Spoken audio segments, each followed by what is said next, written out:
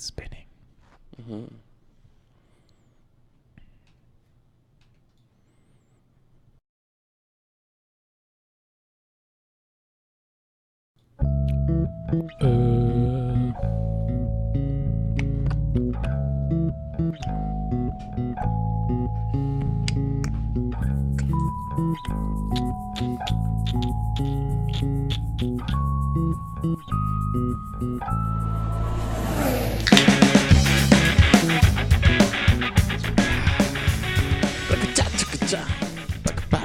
Feels good to be back again. We're back. We're back. The season. Not that we were away or anything. That's true. F1 was away though.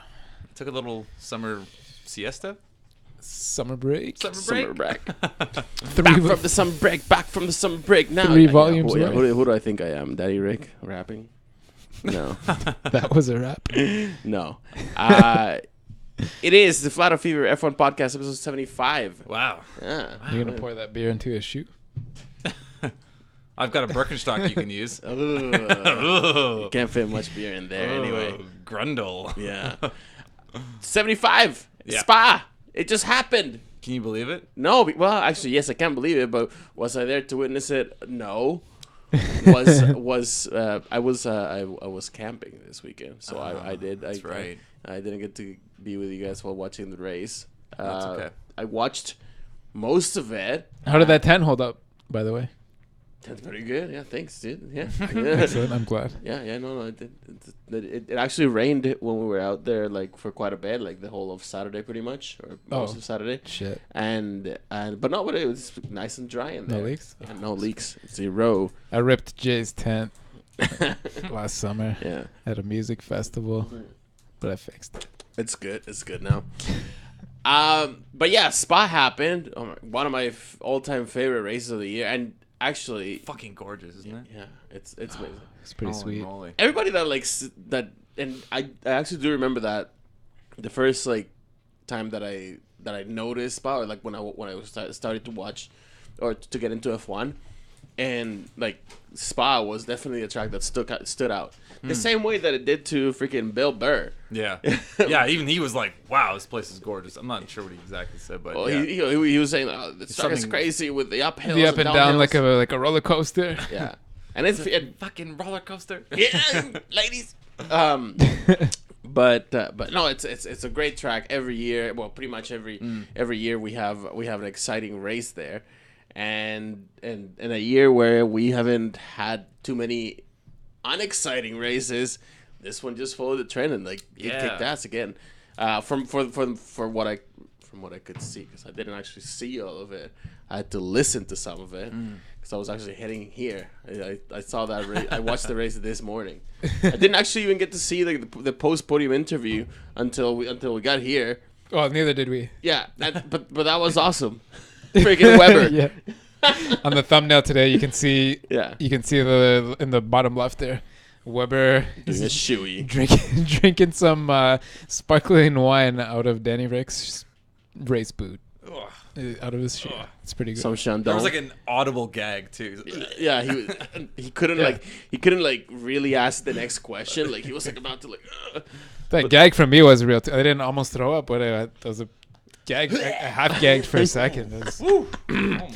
I wouldn't want to do that from my own shoe. Never mind Somebody else's. some other dude who just sweaty race sweat boot. his ass off for 2 hours. Yeah, jeez. Hey, that was good to see Danny Rick up there. Yeah. Hey? Yeah. After Definitely. actually, what was good to see for sure Red Bull in general. was Back on even foot. more than that, the crowd at Spa. That was Holy sweet. moly. They packed the place up, and I know it was mostly Max Verstappen supporters, but that was still awesome to see. The sea of orange, Yeah. as it were. Again, also in the thumbnail, the background at the top there is I think it was during the free practice one, but like it was awesome just to see the grandstands all weekend were full. Like it was full. They didn't have to do like it was Baku and one or two other ones. I think maybe it was China, but I'm not 100%. But they painted the grandstand seats in rainbow colors so that it looked like So many like tracks do t-shirts. that. Yeah, it looks like a bunch of different colored T-shirts and stuff. Like people are actually sitting there Oh my god. Whereas Spa, like last year was worried. We've been talking about every time we talk about which track's gonna get cut from the circuit next year. There's too many races and all this. We've been talking about Spa a lot. They sold out everything. People were complaining that they sold too many tickets in the GA areas this year. So wow, that's amazing. What do you want to say? What? That photograph there, anyway. My point was somebody let off an orange smoke flare. That was awesome. In the crowd. I would have probably been pissed, but yeah, it looked really cool on TV. I would be pissed if I was sitting in there. Okay, so But it's not like we didn't let off a couple of green smoke flares in Montreal when we went to the race. that is true. You couldn't see them on television, and we're not balling like that, but it's kind of the same idea. So tell me about the race weekend. And you watched the both practices and whatever. How'd you see? I was actually up overnight on Friday, so I saw the practice live. Yeah, it was nice. like 4 a.m. over here when it started. I was laying in bed and I was like, man, I want practice is starting right now. I bet you I could find it. I did. I watched both of them. Nice. That was pretty cool. So I kind of have a question about like when teams come back from like a summer break or something like that. So in hockey, sometimes there are like especially during the playoffs, some teams will finish their run early, and then for the next round they have to wait like a few days. And there's almost like this weird tendency for these teams to get a little sluggish. Almost like they've had too much rest, or is there anything like that? It seemed like everyone was just excited to get back on the grid. All the Instagram pictures and stuff we've been pulling up the last few weeks would seem to suggest that some of them got a little sluggish. Yeah, Lewis Hamilton partying it up. Yeah, with his predator photo there. The one, what was it? Nico Hulkenberg drunk off his ass. I think maybe in New Zealand, but he was using the pylon as a trumpet or whatever at 3 o'clock in the morning. As a megaphone. Yeah. No, it's a little bit of that. I thought that I actually saw maybe the smart ones, actually the smart drivers obviously would and the professional ones would take the summer break to sort of recharge batteries and make sure that they're coming back like full throttle. But I think that Max is probably locked in his bedroom strapped to his simulator all summer. But I think there is maybe a little bit of that but most of them shake it off during practice, and it works so good that the race that they come back to is Spa. It's a good spot because spot to come back to that Spa. Yeah, because and that's the thing that like most you hear over and over and over that Spa it's a fan favorite, it's a driver's favorite for many reasons. The longest track of the year. One of the most elevations. Yeah, it's got a hairpin. It's got Eau Rouge. It's got fast corners. Has that always sort of been the case where Spa is after the break, the summer break? Pretty much in recent times. Past couple of years, but not always. Okay. Yeah. Well, before the show, there we were watching some footage there from 1939, and the road was almost 100 years old, or maybe more at that time already. So Yeah. Wow. Cool. they had planted. But this was obviously this was 1939. This would have been pre-Formula 1 years. Oh, I see. Okay. These it were was the Grand Prix racing. They Right. were Formula 1 cars. Well, they were the best cars the best cars that could be built. They were Grand Prix cars, exactly. Yeah. And that's why the British no exact formula. They have in that terminology, like it's kind of ingrained, especially in older British fans. You hear them talk about Grand Prix cars and like, oh, you like Grand Prix racing. Because that's that's in the top level of racing. Like it's right, the fastest not everybody like calls it a Formula 1 car or whatever. It's a Grand Prix car. Like in reference to back of those days when like that was a definition. So a Grand Prix meant the best cars compete in it. Yeah. Okay. Yeah. But anyway, it's like a great race. Yeah. Great from the start. Always you excited. See that?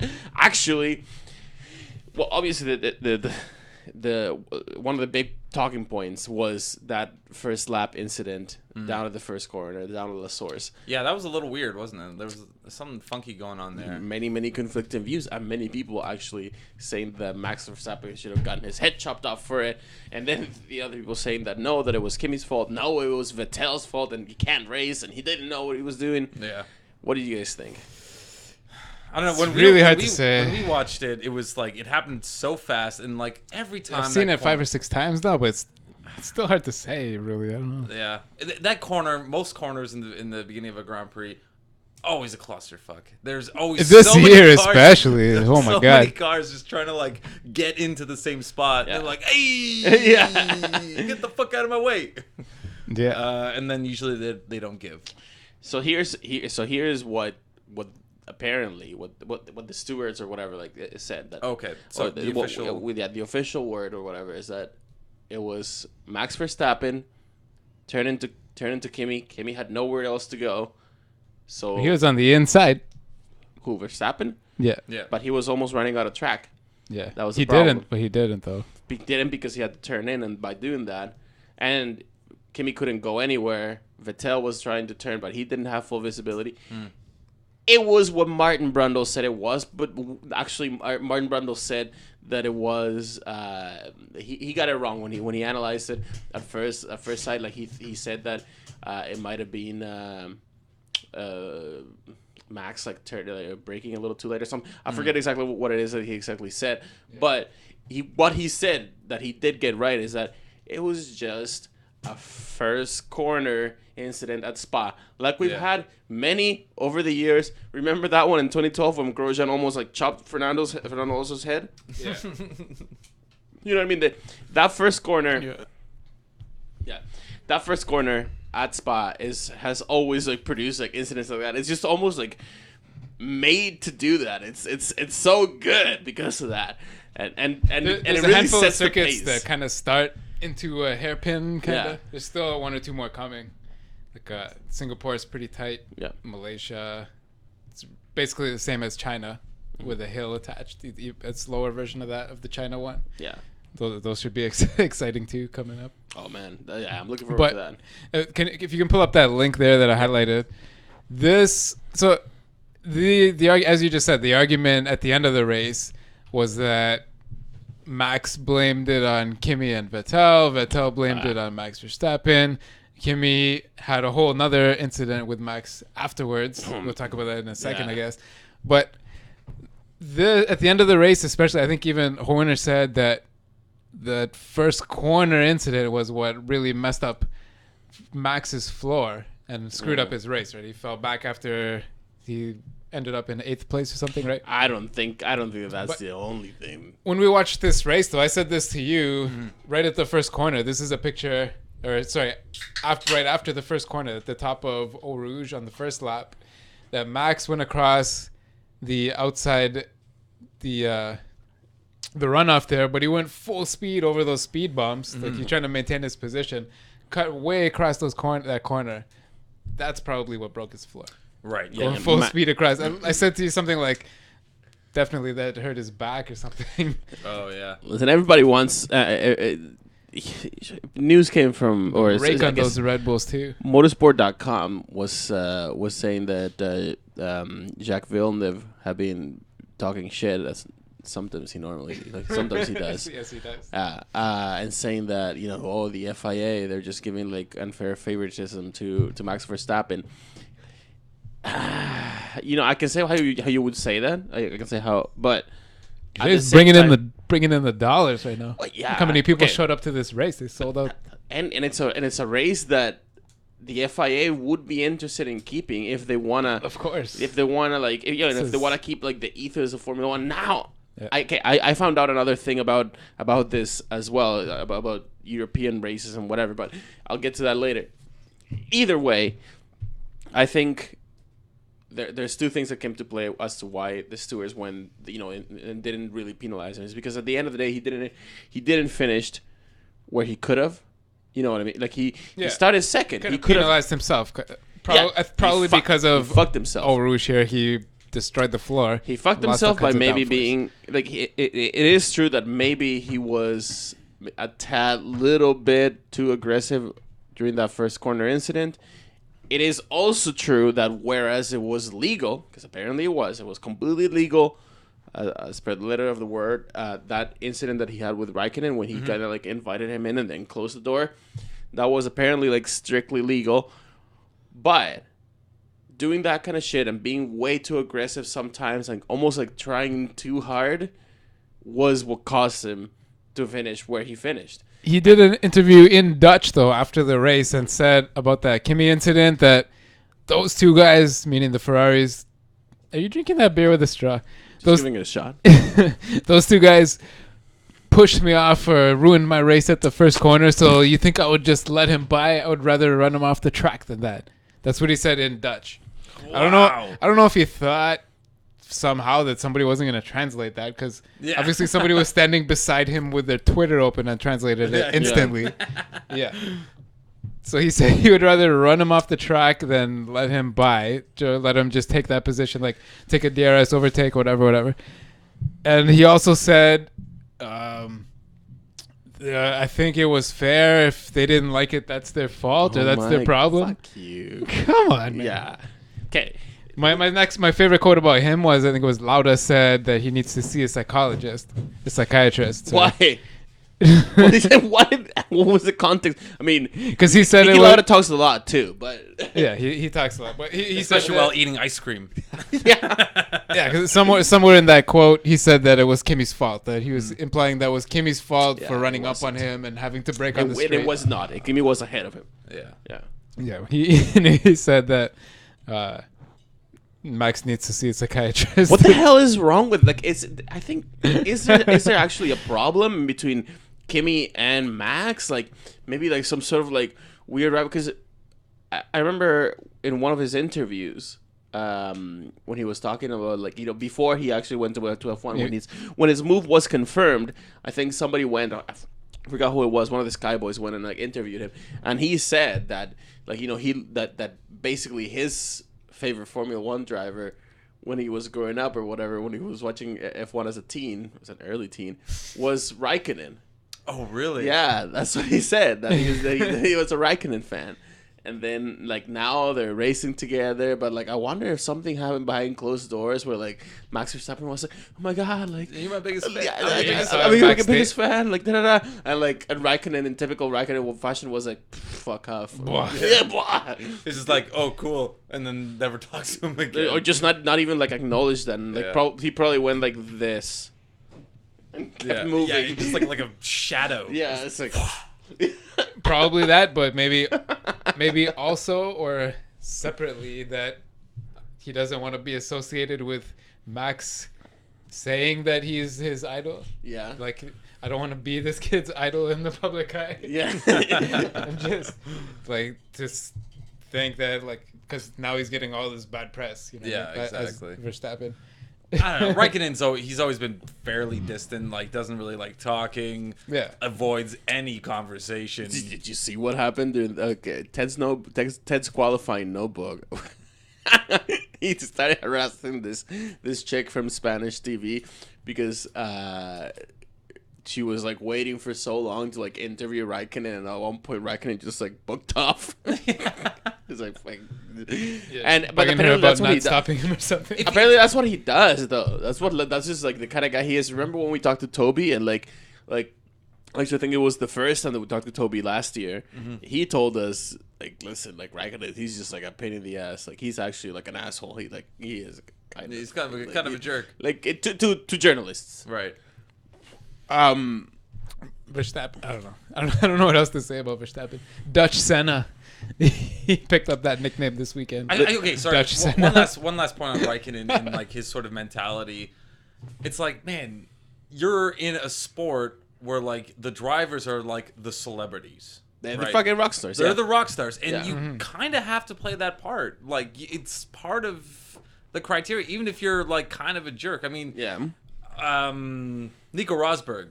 He's also an asshole. Oh, such an asshole. But he actually, whether he likes it or not, he puts in an effort to talk to people. Like even if he's not totally happy, he understands his media commitments. Exactly. Yeah. And I think that's what I respect about Nico Rosberg. If there's anything to respect at all.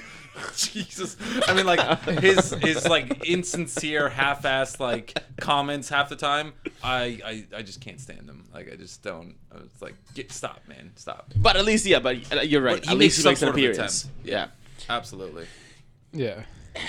And I'm sure that there's a reason why Kimi's like that and whatever, and there might be some like undercover rivalry or something, or some weird crazy shit, and maybe there are grounds for what Lauda's saying that he should see a doctor about it or something.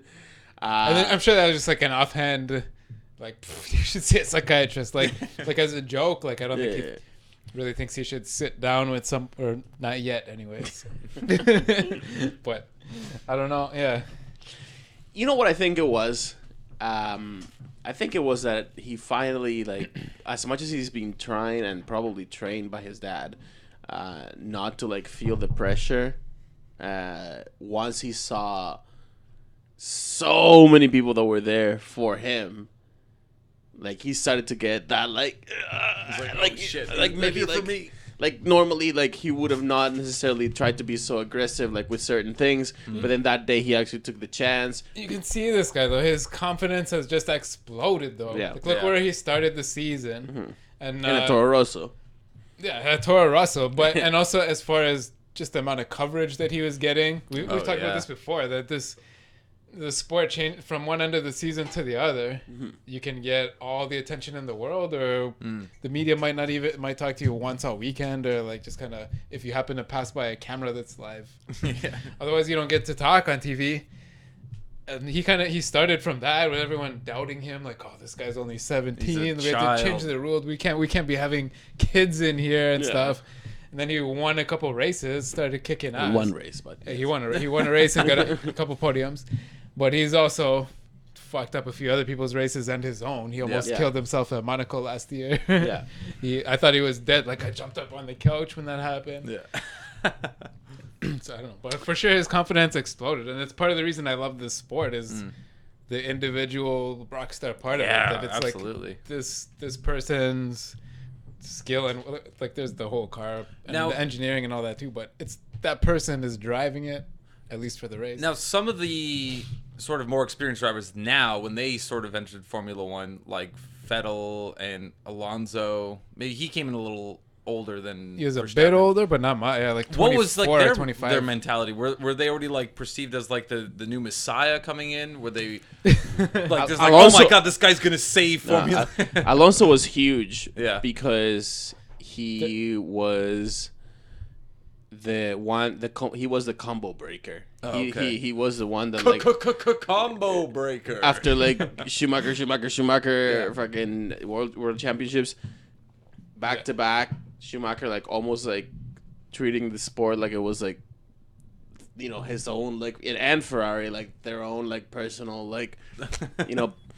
And I'm Schumacher, and I come here. Of course, I'm gonna win. And he started not to, and it was and it was Alonso the one that turned out the fire, and and so Alonso was in a way like seamless.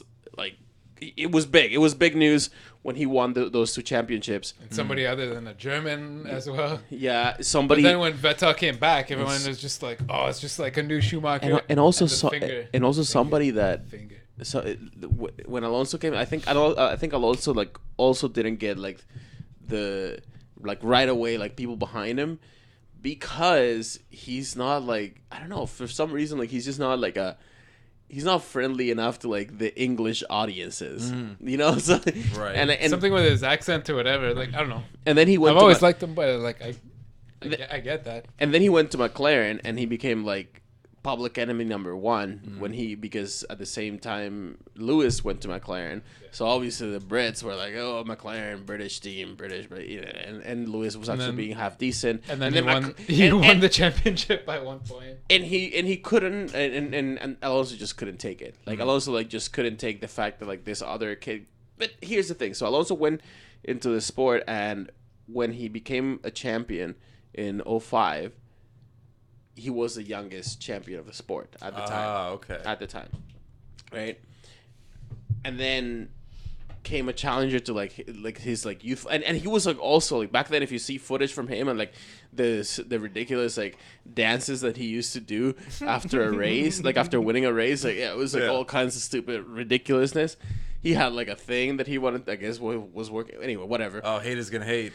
You know, yeah, exactly. He had that.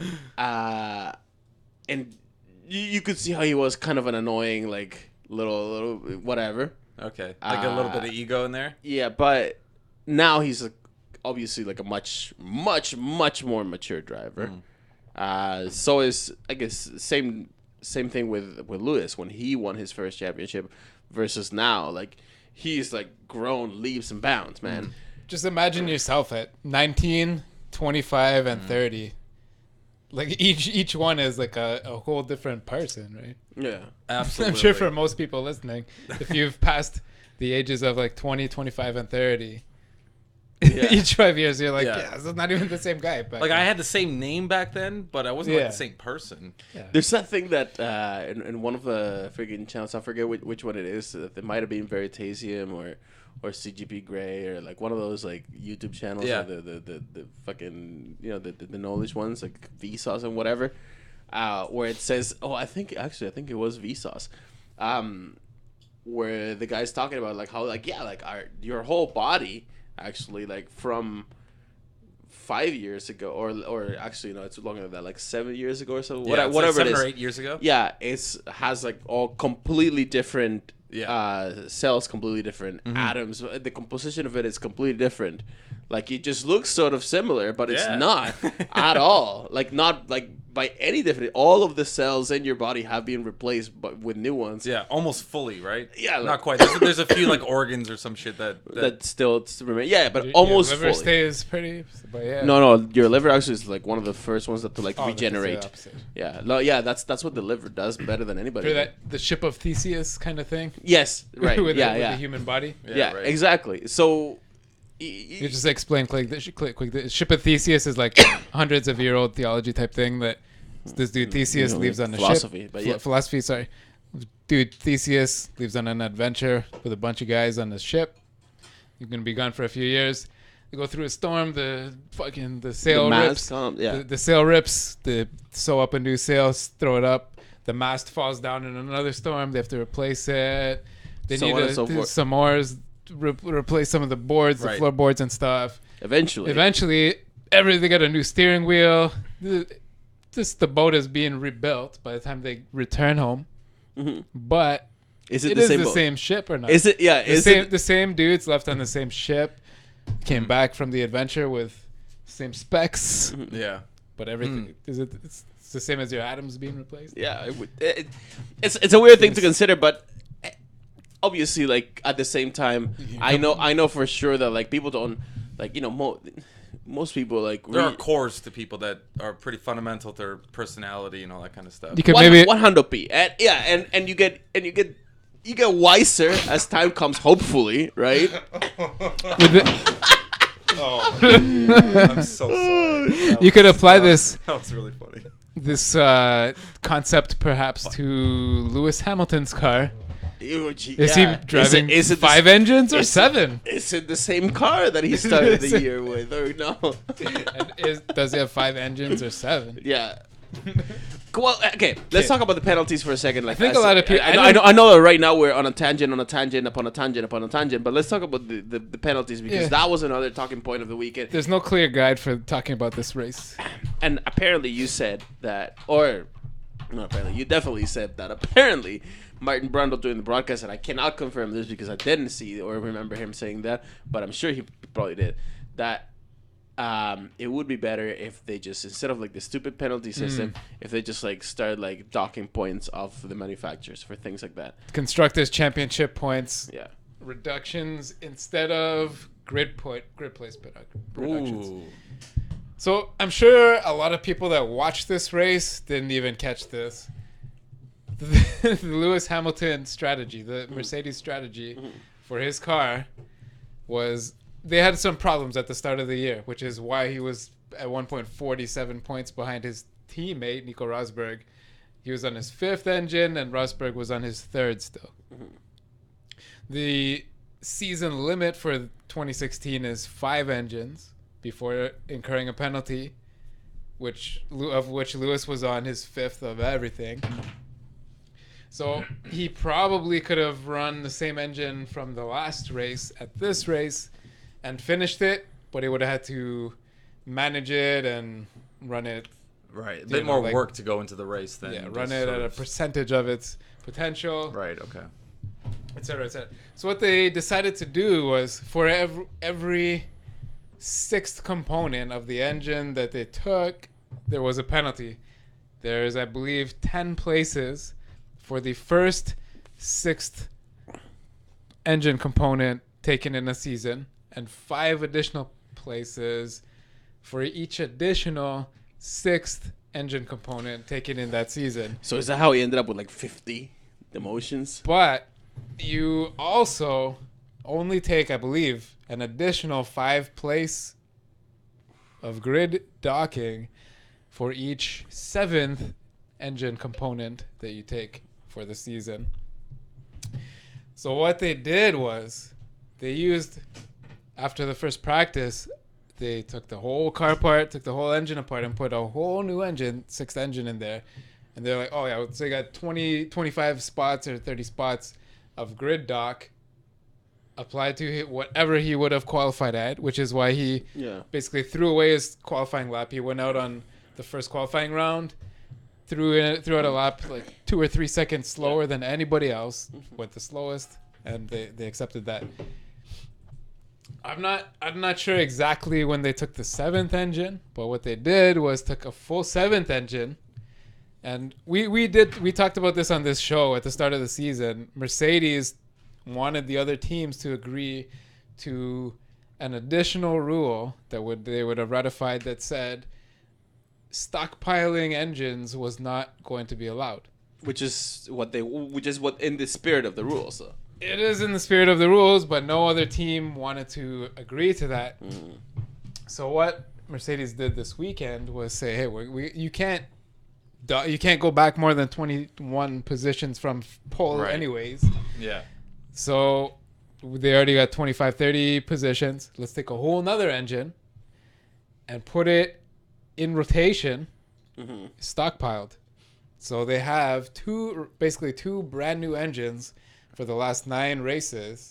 That if they switch onto them, they won't get penalty. And they won't get penalized because they switched both. They used both of them this race weekend. So the race weekend is over. The race weekend goes from Friday morning to Sunday afternoon, from the start of FP1 into actually really from Thursday night when the cars arrive. Yeah.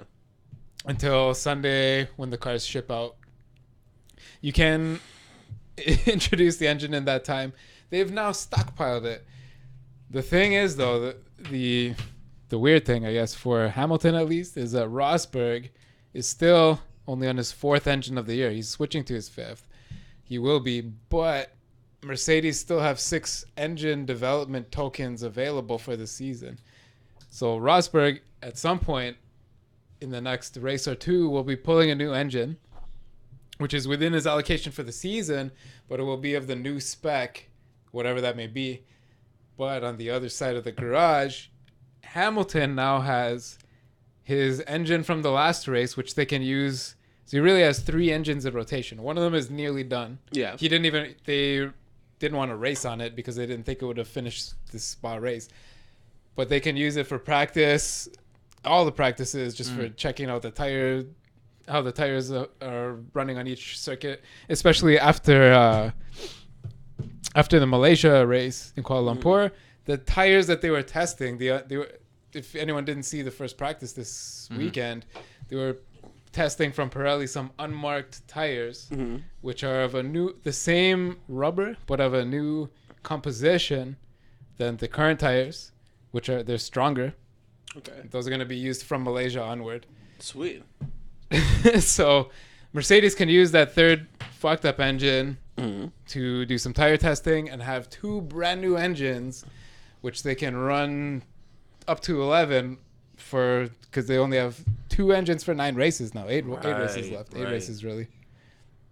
It was pretty interesting. Yeah. Because they have sort of like, say like you have a brand new engine, and each team has, of course, their own algorithm, but they know how much abuse this block, this MGUH, this MGUK, this turbo, how much heat, how much spin, how much torque each one can take until it's gonna fail. It's definitely too close to failing. Right, and then there's also crashes, right? There's crashes. If you destroy your engine, it still counts, but you have to eat that, right? You have to try not to crash your car. But each race weekend, there's sort of a set amount of deg based on each team's engine algorithm that they can use for the race, but they never get close to that. Yeah. Like we've heard them talk about this. We've talked about it. That's part of the problem that the drivers are having with this formula is that you got to kind of save gas, save the engine, save tires all the time you're saving. But Hamilton now can pretty much go flat out and with the fever for the rest of the season. And that's what engines, that's kind of what he said. Upgrade. He's not getting the upgrade. That's kind of what he said. He was like unless he wants to take 25 more spots during the I think it was before the race or just after quali. He was like, people were questioning him about. He's feeling good now. Yeah, he was. People were like, oh, like whatever, like so many penalty points, and he said he's like, laughing. He's like, yeah, no, don't worry. Don't even worry about it. Another and remember what I said that it might be an actually good. I said this last week. I said that it might be a good strategy for Mercedes to actually go on and take the points, take the penalties, because Spa is a track where their power could actually go a long way to bring Lewis back to podium. And what did he do? He did exactly that. Now he was definitely helped. It wasn't as easy as that because he was helped by a red flag and a safety car. He jumped up 18 positions with 4 overtakes on track. Yeah, that's crazy. that's a bit of craziness. Yeah, but yeah, it's interesting that this is the way the season's playing out now. It's as you said, it kind of against the spirit, but I don't know. Like, do you think Mercedes would sell one of the other teams 6 or 7 engines if they really wanted them, and then let them run them flat out on the other races? No way. Are they going to be allowed to do that? They tried to convince the other teams to not let them do this, and they did. He's not going to get the upgrade. Something else I heard Hamilton quoted as saying this weekend, somebody asked him, he's gotten 2, they introduced that license point system this year. Right. So if you get certain points, you can get reprimanded. You could even get a race suspension. He's got 2 reprimands for this year. So he was asked, and he admitted to saying that him and the team had thought about purposefully causing a 3rd reprimand situation during practice or qualifying this weekend, just to take the 3rd reprimand and get the 10th place grid penalty for the 3rd reprimand. To get it now instead of to take it this weekend because you couldn't go any further lower. Yeah, but they concluded that because it's a separate topic than taking engines, whatever, right? That the FIA might just say, hey, maybe you take that next weekend on top, and then they would have been fucked. Yeah, but. It's a bit ridiculous. That's a bit dirty. Remember one of them I remember was from Russia. He didn't go around that extra. They put that pylon on one of the run-ups he kind of didn't go. He got a reprimand for that. I don't remember what the other one was, but he was gonna basically do something dangerous on purpose, but not too dangerous, obviously. Try to take a penalty, like run somebody off the track somewhere where it would be safe. Yeah, he's got a stockpile of 3 brand new engines ready to go. Rosberg's got 1 more, which is going to be upgraded. Mm-hmm. He's going to have to run his a little. Hamilton's the champion this season. Oh, yeah. Absolutely. Especially now. He's running his 7 engines. 7 engines for this season. It happens. Unless he's got really, really bad luck, he's definitely going to be the champion. Is that good? We'll get into whether or not that's good for Formula 1 another time, I'm sure. Ferrari's pissed off, eh? Ferrari? Oh. Man, they are just... They've been talking all kinds of shit back and forth for weeks now. Yeah. They said they passed the hump of whatever they was holding them back. Then they had that first corner incident. Whenever they talk, it's just they're talking shit. Yeah. Regardless if it's good or bad, they're just like, maybe? I don't know. Maybe not? Okay. Vettel, with all kinds of, man. Vettel is it's almost like he... You remember when he was a walking contradiction machine now. Yeah. Remember when he was young and whatever, and and had just come to the sport, and he could have talking like a dad now, man. He's making no sense on what he says. He's on the one side he's saying that drivers we're all guys here. We should be able to talk to each other, and Vettel and Verstappen maybe he just needs a good roughing up, a good talking to or whatever. Yeah. and then like almost in the same breath, he starts complaining about Halo, and why aren't we talking about this? And you know what I mean? And complaining to the level that I have never seen in Sebastian Vettel, even in the years when I really didn't like him. You know, like I guess I really didn't like him when he kept winning for Red Bull, but then he was winning all the time. I did. I think it didn't bother me. But now he's just like every single race, like he's complaining and like just whining about something, or they just came in front of me, or this person, and over the radio, this guy, like, what is going on? Like, hey, what are we doing here? Yeah, there's a lot of like this motion. Yeah. Yeah, the lifting of the hands, like. Marchione sent out a quote this weekend: "Anyone who doesn't bring results should leave." Wow. The Ferrari president. Someone's getting fired. Yeah. Not him, someone else. Yeah, he's the president. He gets to show up when he wants to and put the hammer down. Oh my god. It's not that hammer. So we gotta start performing or leave. Wow. Yeah. But it's okay. Ferrari's just had a bit of bad luck in one field at least, and it's just right when everybody thought that we were gonna be coming back and gonna be making a difference or whatever, their main aerodynamicist gets hit with a family thing and he has to leave. And that is something that I could have never predicted and never accounted for. And you know, it might have like screwed them up or whatever. But you look at Ferrari now and like some of the things that they're saying, and it really hit him hard. Yeah, absolutely. Clearly, it's a team now in disarray, and just pretty much about everything that's coming out from Maranello like makes no sense at all. Right. Because what Mike you say, you can't be doing that. You can't be like making like those announcements in public. I understand that you probably want to like get some motivation, a bit of like tough love or whatever to your team, and it's like, you know, when it's a hard situation, for everybody, but we got to be Ferrari, we got to win.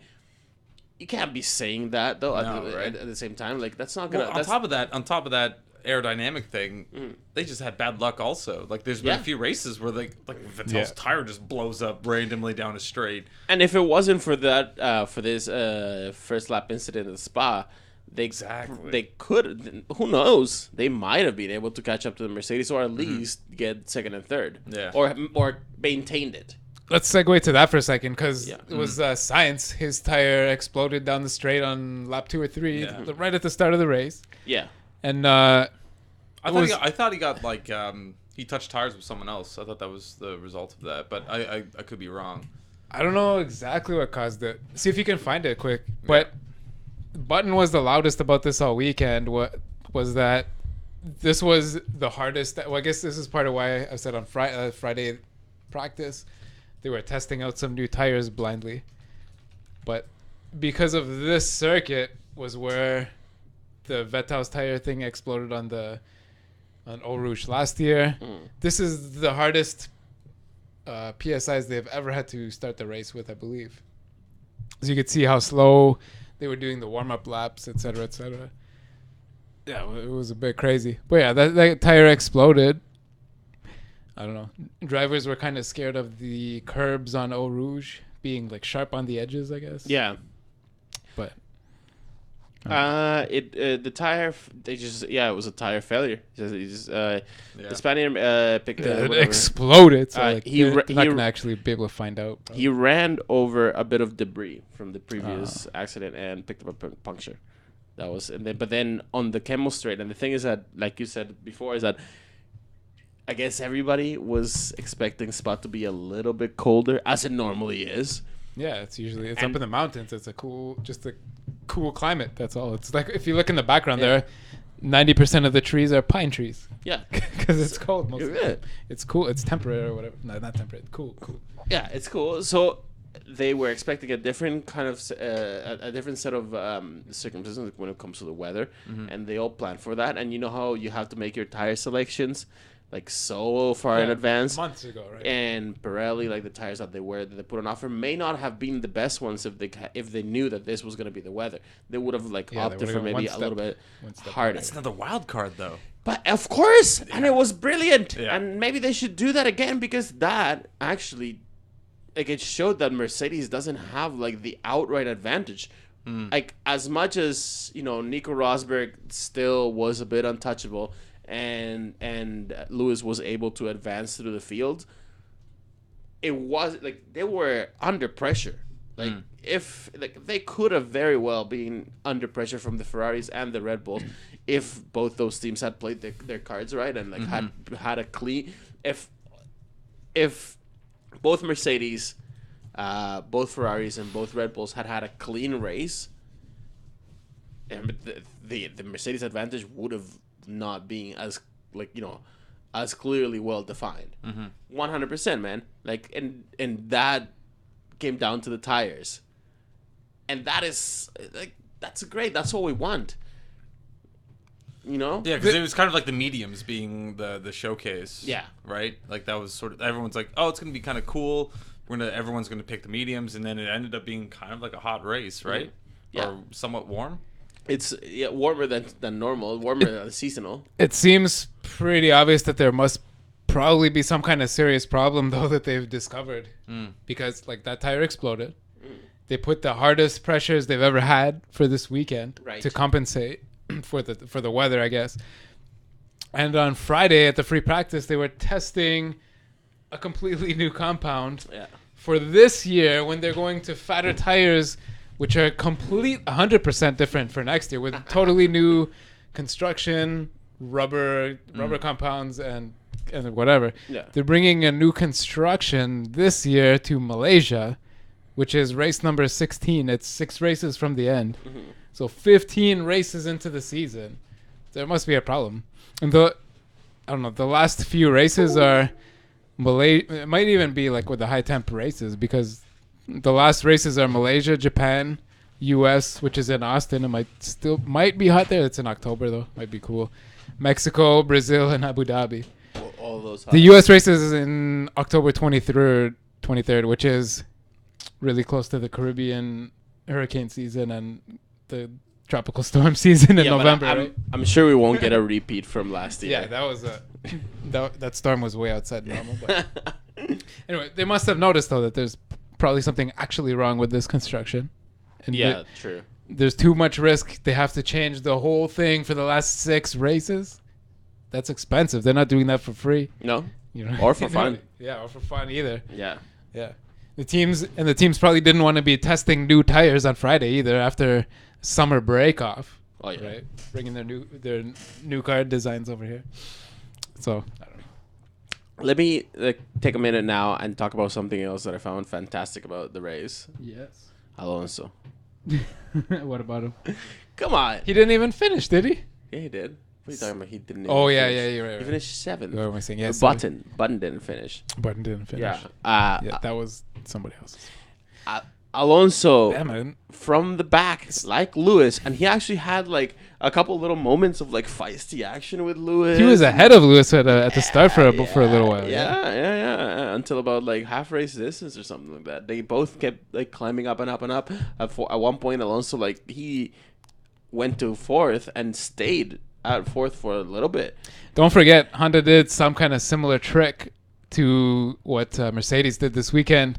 They had a little water leak, and then they replaced a couple engine parts, and they have a little stockpile as well. But whatever. I guess that's it's a not the same loopholes. It's a loophole, yeah. Yeah, it's a loophole formula. What we have right now, like you said. No, but he still he had a 7th place that he didn't luck into.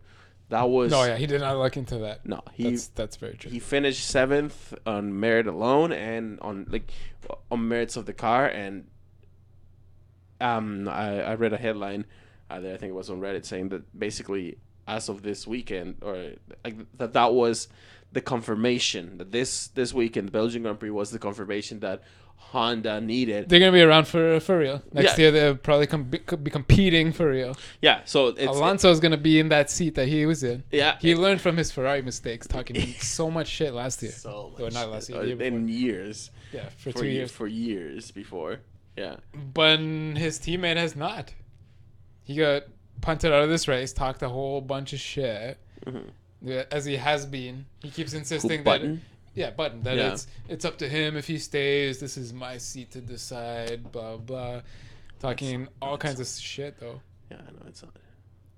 I don't think I don't know. Okay, well, But I don't know if he's not gonna be a McLaren motivation? next year. What's the motivation for McLaren now to come out and say, okay, Jenson Button, actually his contract is done and Stoffel is actually going to be replaced. So we know that most likely it's going to be Alonso And Van Dorn. Yeah. It makes so much sense for a team that's on a resurgence to bring in a young driver. You bring in a guy that you can build up. Yeah. So Alonso is going to retire in a year or two anyways. He's still performing at the top level. Yeah. He's not too old, but he's not going to be around forever. So he just won't be. They need a young guy to replace him. Yeah, It makes sense. It all makes sense. But what incentive does McLaren have to go out and publicly say that? T-shirts, man. We showed last week. But then you're losing shirt. the actual like money that's gonna inevitably coming in from Button actually pushing and performing. Because if you don't publicly say it, I think at least, even if it's just subconsciously in Button's head, like he's still thinking like, oh, I still gotta fight or whatever. Whereas if everything is like clear cut and like McLaren have said we don't want you anymore, and Button has said, you know what, I'm gonna retire, he can easily just coast for the rest of the season. And you know what? There's way too many races for that to be like something that anybody would want. Nobody would want like your driver to just be like completely demotivated, or not even just demotivated, but like not giving his full. You might have maybe perhaps just more results like this weekend, not being as careful, being like, I'm gonna just push it into this corner. Maybe I'll get 6th instead of 7th. Or whatever. Go a little bit. What is this? What that? Who that? Who there? What is this? What am I holding? Smell it and find out. Ooh. Well, It's is it? it's flat Dr. Pepper and something. It shouldn't be flat. It's Dr. Pepper for sure. Dr. Pepper and Kraken. The Kraken. Oh my Jesus. Release the Kraken. I'll be right back, guys. So check this out. Button though, I do think he will be in Formula One next year. Oh really? I do think so, but not Jason. Well, anyway, I'm here, man. don't think that he's gonna be in the McLaren seat. Oh really? He won't be in that seat. Van Dorn's gonna take that seat. We showed last week they saw Van Dorn T-shirts now on the TV. There's hype for it. What's that? There's hype for him. There's hype for him. The TV they gave him that McLaren that we showed last week. He was Ubering on the weekend around the capital of Belgium. They showed him a few times on the weekend, just like they have cameras in the garage. He's just hanging out there with the engineers, like looking over their shoulders at the laptops and the computer screens all weekend. He's there. Here's another reason I think. Excuse me. Bottas, Williams on the press conference for the team principals.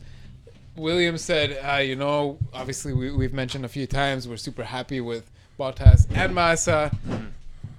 We're not going to be announcing for a little bit about what's going to be happening, but I think most people could agree with me. Massa is probably going to retire at the end of the season, and Bottas. He's not coming back to F1.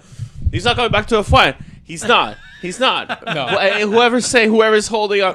Remember those people that we always like sort of run into when we go to the Canadian Grand Prix in Montreal, in that it turns 6 and 7, the Felipe Massa fans. Yeah. If you're listening, you Felipe Massa fan, he's not coming back to F1. It makes no sense for him. It makes no sense for the sport. It makes no sense for anybody that's employing him. He's not driving at the top of his. He's had a couple like still like brilliant moments here and there, but it hasn't been constant. come on, yes.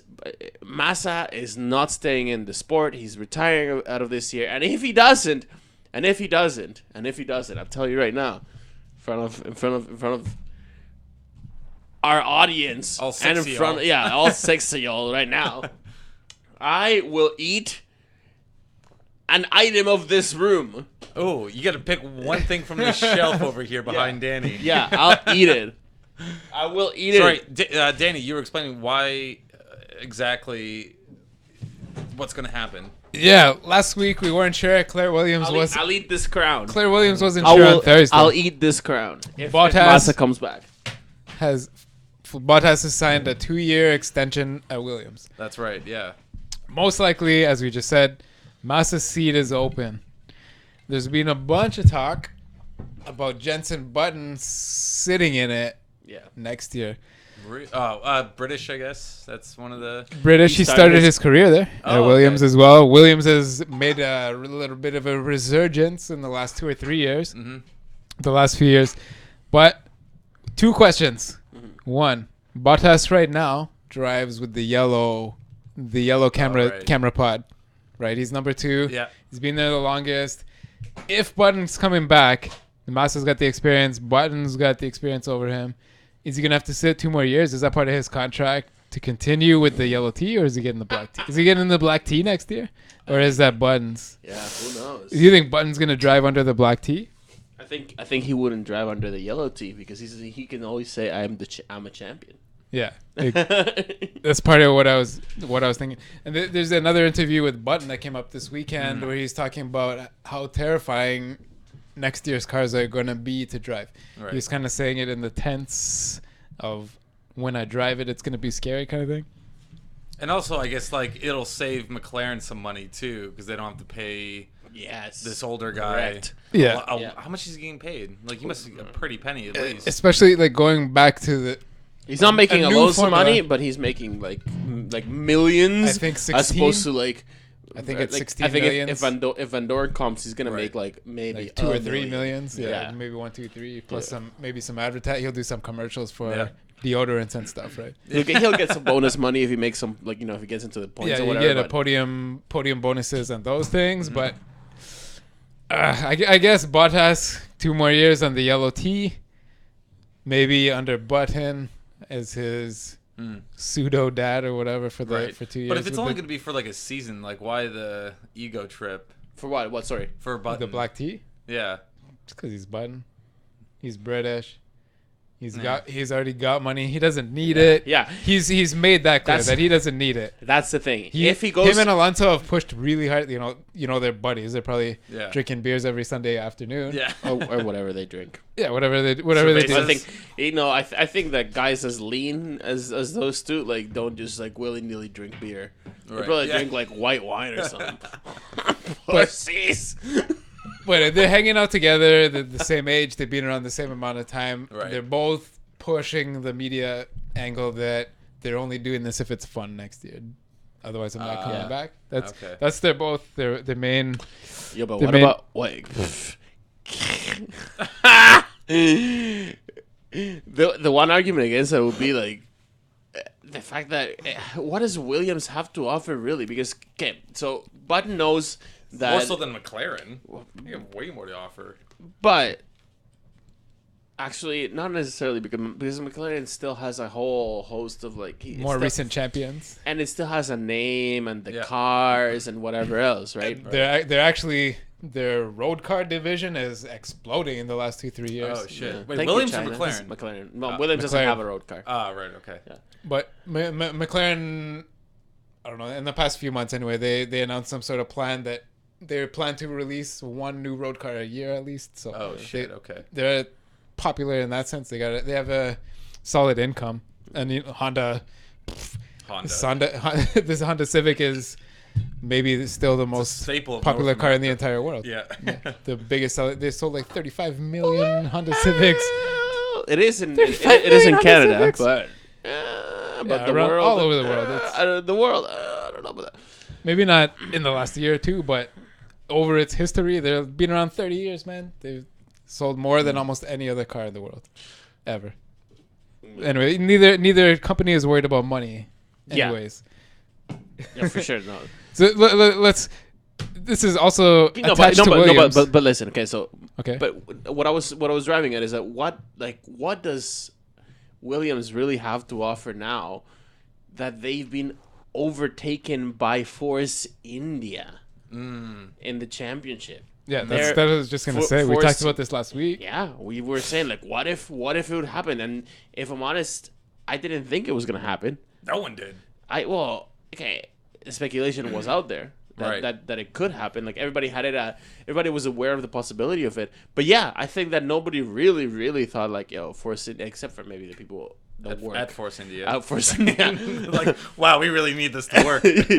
No, but I was pretty convinced. Up at the top, a jump from 5th place to 4th in the Constructor Championships is a huge chunk of change, man. Yeah, especially with the top 3 players. Yeah, who are their like staples basically. Yeah. Well, Mercedes has become one. Ferrari has been one for over 50 years, and Red Bull's been for like a decade pushing themselves. But yeah, last week, we were debated this exact same thing. You weren't too sure that it was going to happen or not, but I pointed to that quote from Vijay Mallya saying Force India needs something like about 200 million to compete in the top 3, which they've shown they can do it, man. Yeah. They're on a budget, and they've got 2 drivers who are dreaming of going somewhere else, I guess. But yeah, I don't think they will end up. They're in 4th place now, man. Hulkenberg just pulled 4th in the race this weekend. His best finish ever. He's never actually pulled a podium for anyone that didn't know. Oh, He's wow. never been on the podium. Yeah, he hadn't. But what's his name? Bob Fernley just said in the last day or two he's quite sure that Perez will be staying, and this whole thing that Perez has been pushing is a bunch of theatrics. The Renault thing is a negotiating position, and that his Mexican backers have been just a bit slow with their responses in the last 2-3 weeks because of the Olympics, and obviously pushing Mexican telecoms advertising over there, focusing on that for like a month of that. Now they're back focused on their 2 Mexican drivers. I don't know. Force India is not going anywhere though. They tested the Halo this weekend. No problems with that. And I don't know. Bob Friendly was adamant anyways. The decision will be in September. And he was quite sure that Perez and Hulkenberg will both be there. I wouldn't see why not. Yeah. Doesn't make any sense to switch, especially if you're one of the richest men in the world backing this guy, backing Sergio Perez. Yeah. Yeah, why wouldn't you keep him there? Like, they just moved up 1 spot, the biggest sport in the world, to the third to 4th place. They're knocking on third's door next, right? Oh yeah. Well, that's a goal to move up. No, Force India has to. Okay, so they got to keep push up on Red Bull next. So let's see, because maybe it's not necessarily like super straightforward to realize what that means. If Force India, 200 million pounds, sorry, million pounds. That's a lot of money. No, but okay, but what? Not just the money. The fact that your position within the things like the F1 strategy group that basically makes the rules or suggests new rules is fully cemented at that point. Like you are that extra team that gets to say. Force India, they have the rotating seat right now, right? And they've had it since for the F1 last strategy 2-3 group years started. Since it started, the last couple of years. But yeah, And they've got the rotating the impermanent seat right now. And now they're like with this 4th. If things so, let's take it. That's probably the actually good point. That's probably one of the biggest things for them. Yeah, and the permanent seat. Let's drive it to completion. So let's say they finish this year in 4th. So they're gonna get a whole bunch of money, a whole bunch of more money than if 20, they had 30 finished million bucks extra. 5th, step or step up, something like that. And then that is also gonna give them all kinds of exposure.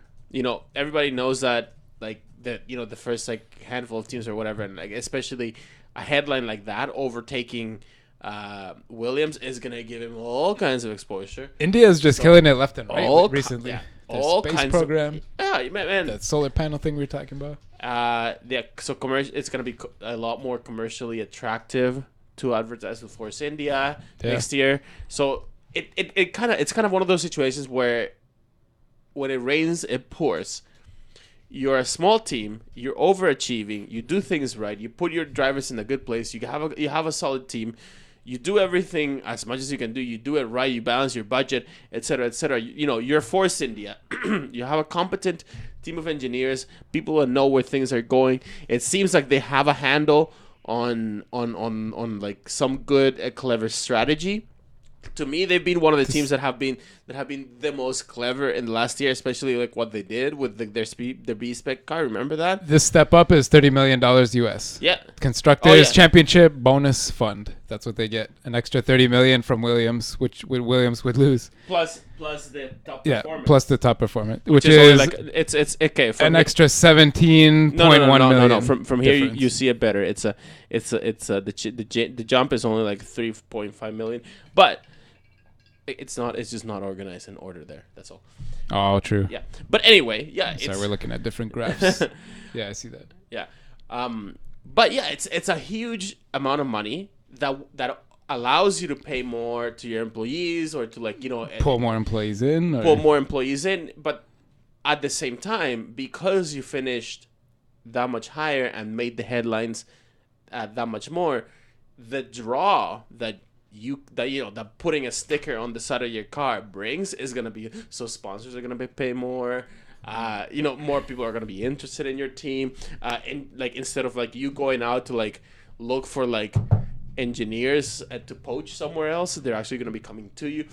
All of a sudden, everything changes and everything is just much nicer. One of the biggest points I saw from this set of Bob Fernley quotes I was reading was that the Olympics pushed back this decision from Sergio Perez's sponsors, who are Mexican, who are pushing the Mexican Olympic team for the past month. But part of the main complication of why the team doesn't have so much say in Perez's seat or not is because of the amount of commercial clauses that are in his contract. Sorry, there's a lot of words string together. But yeah, I'm sure we don't see Mexican television up here, but I'm sure like in Mexico he's on a lot of commercials. Probably. That's what it sounded like. Yeah. He's got all kinds of deals with the cell phone companies, the liquor that they're sponsored by. India, I'm sure in India he's on all kinds of TV commercials as well, etc., etc. That's the main part of his deal is not. It's not about whether Renault or Force India is a stronger team really next year. At the end of the day, it's the commercial money that's coming from Carlos Slim behind him. Yeah. Who again, we said last week, he's the third or fourth richest man in the world right now.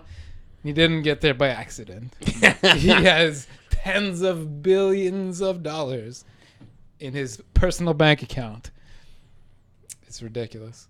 It's fucking crazy. I just looked it up. Honda Civic is the sixth biggest selling car of all time. 18.5 million vehicles.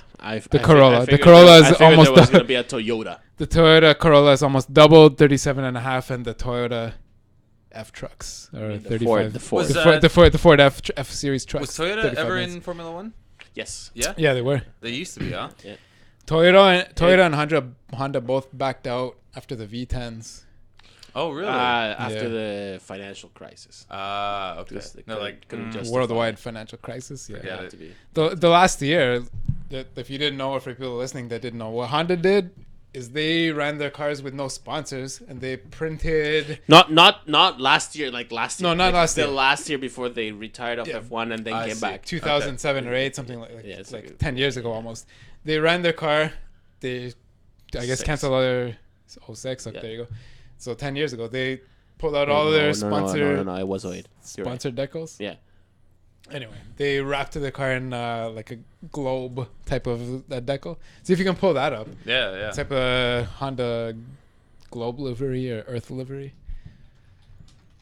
But yeah, it was at the same time Formula One was moving away from V10s burn a lot of gas. Right. They're burning a lot of gas. Was it this one here? It was the RA 107. But yeah, that's basically it. Yeah, it was 2007 season. But they must have had sponsors before then, right? Well, yeah, it looked like that before. Yeah, there's a few, but yeah, they basically ran the Earth. They ran the Earth. The Earth livery. They also just they sort of like stopped caring. Like they had the money allocated, as in that money was already spent. The money necessary to run the team, so they just coasted. Okay. If you're buying a Honda Civic, etc., you're doing something for them. But these are efficient cars. You're gonna save money on gas. That's what they're. Oh, interesting. It's kind of what the Honda brand is. Okay. Worldwide. I just want to bring it back. Okay, I just want to bring it back to Belgium, because I don't think that was the last of it. There's still a couple little things that like came out. There's a few more things happened. Okay. I gotta pee. So we have Ocon that we haven't talked about. The math whiz. The math whiz Ocon. 3 cubed. What's 3 cubed, Mike? 27, 28? 27. 27. Yeah. 27. Yeah, you know, but it's you were like almost around there. Right. I had it the first one, and then I second guessed myself. I'm sure when you were 19 years old, though, it would have come to you in 1 second. I was in Kumon, so yeah, I was a math whiz. We were doing that shit every day at school. Yeah, no, yeah, of course. But you had to memorize tables of that bullshit of cube numbers and stuff. Oh, absolutely. Yeah, you had to like. Come on, I'm pretty sure I know. I'm pretty sure I know my cubes up until the number 10. Anyway, yeah, I could probably do it pretty quick. Yeah. Either way, this guy, because you told me about this. If nobody has seen Ted's notebook from the qualifying sessions, Ted's qualifying notebook. If you don't know what it is, if you're American and don't watch Sky, this Sky in the UK, they have this guy called Ted. He's a pit lane reporter, but he also has this segment after each qualifying and race where he kind of goes through like the technical things that he's noticed. But it doesn't always go like that. Sometimes he has like just random shit. Yeah, he goes off the beaten track. Oh yeah, quite a lot. Yeah, like, actually, I was watching the. I think it was during the qualifying notebook. He also like went up to somebody and was like, "Oh, just like a random fan," and like they had a little kid. Yeah, and they were like guests of McLaren, I guess. And there was like a dad, a mom, and this little kid, and they were all like wearing McLaren stuff. But he goes and like he brings the mic like right up to the little kid, and he goes like, "Hey, so whose autograph do you are you excited to get?" And he says, "Kimi Raikkonen."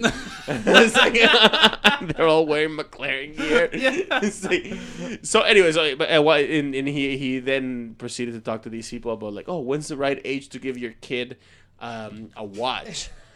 Anyway, my nephew got a Spider-Man watch. He's 5 years old. Yeah, he's just like a kind of an awkward guy. Anyway, but he in one of his ramblings or whatever, one of the things that he does is that for everybody that's new to F1, all the rookies, actually starting like I think he started doing that last year. So all the rookies, he's been interviewing them and doing this like quick fire questions, and like there are things like, what do you prefer? Like, what's your favorite meal to cook? Yeah, what do you prefer? Boxers or briefs? Oh, yeah. Yeah, like you know what I mean, like that kind of stuff, and like it's Ocon was a bit. He didn't want to answer that even. No, he didn't want to talk about his underwear. Who cares? But whatever it is. Take my pants off right now. I think most people were like, what's it called? Science was hilarious. I remember that was the first one I actually watched was this weekend. I skipped all the other ones. Oh yeah, you didn't watch. I might go back now because that was pretty funny. Yeah, I wouldn't mind seeing what Haryanto had to say about his underpants. No, he actually didn't ask Haryanto about the underpants either because he didn't even bother. Because Haryanto was like there were language problems. Oh, the language barrier. Yeah.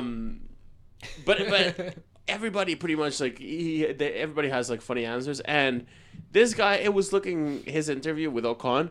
Where he asked that, like, was looking kind of all right too, but then he asked him, "What's 3 square?" And he seemed so.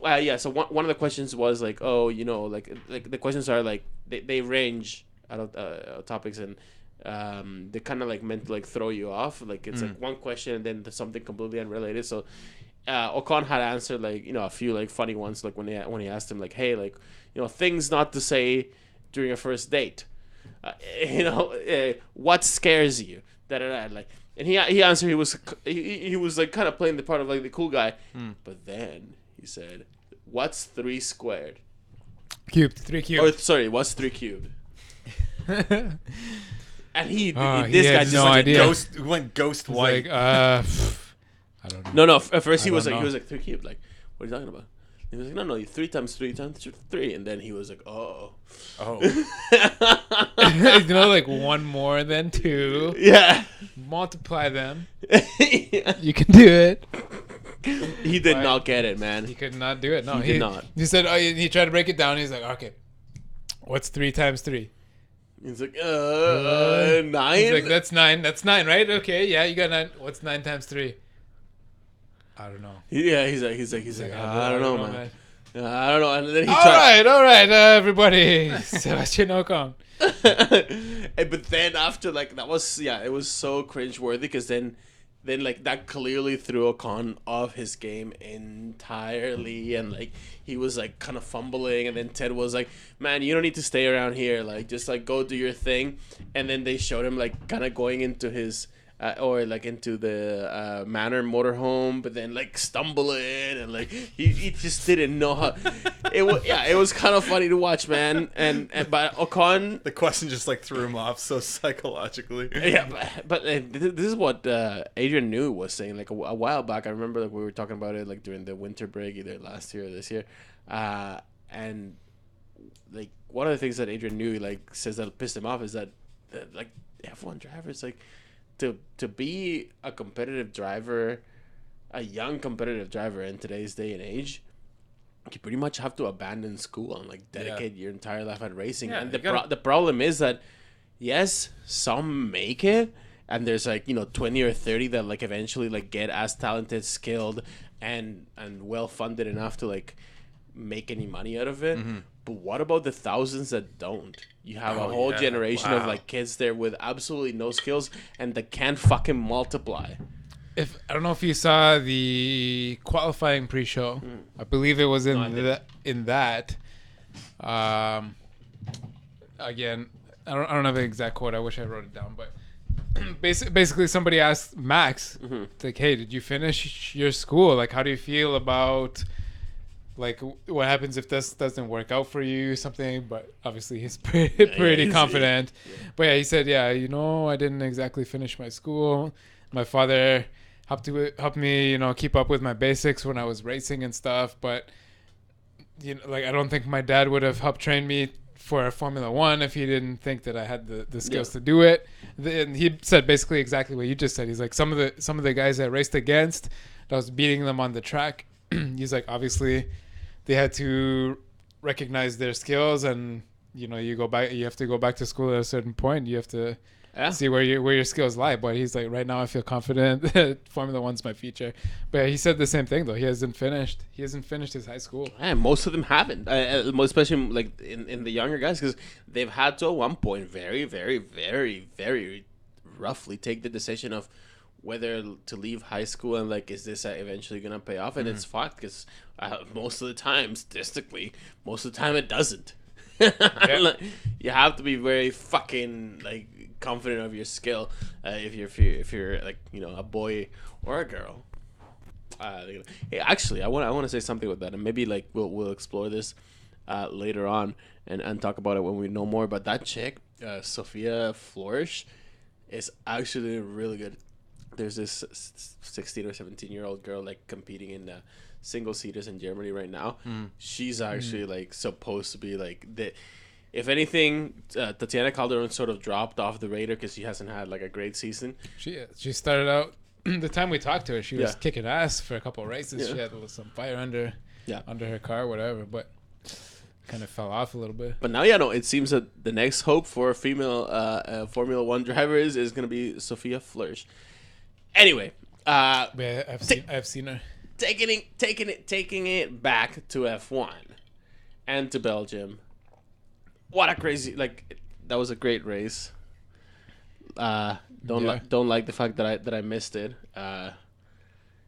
It's been very much of the staple of the season, at least compared to last season, and that's all of my own history with Formula One. Yeah. Because I've seen most of last year's races, and I've seen I think all of the races this year. No, I've seen all of them. Yeah.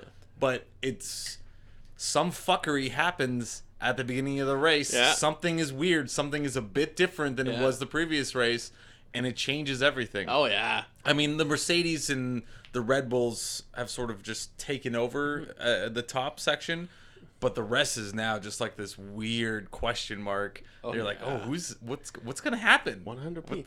100p. And I think obviously one of the things that helped this particular race was the tire selection, and I think Pirelli should really look at that, and F1 should really look at that. Was it though? Like, was it really the tire selection that made this race so crazy and unique? Yeah. It wasn't the big weird, part of it for sure. The pile up in the beginning that really dictated that everything. was part of it. That was pretty huge. Man. There were many things that came together. Stars just aligned for the Belgian Grand Prix, and one of the big stars ones, have aligned for this season. There's been one or two races where like, the start could have been a little crazier. Right. But what do you get? It was still good. Yeah, we had Baku as a Snorefest, right?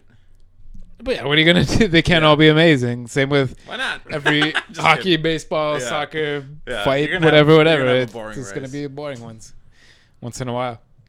Something I skipped over there was so this Bottas signing this 2-year extension and Massa retiring, and Button talking a bunch of shit and being linked to that Williams seat. right. Just the point that you gotta wonder how much cheaper they're gonna get him for in the end. Especially like I think the further he pushes this towards the end of the season, because behind the scenes there's no reason to think that Van Doren deal is not even done. Like at least on a handshake, that's not done. Like I was just when you went to the washroom there, I was just saying to Mike, we were talking about this on Sunday, that there's no other reason that he's hanging out in Belgium all weekend. You know what I mean? He's standing there all weekend. They show like inside the garage and stuff like that, like those zoomed in shots. He's standing there over the engineer's shoulders looking at laptop data all weekend. Well, other than the fact He's that he following actually the cars. lives real close to there.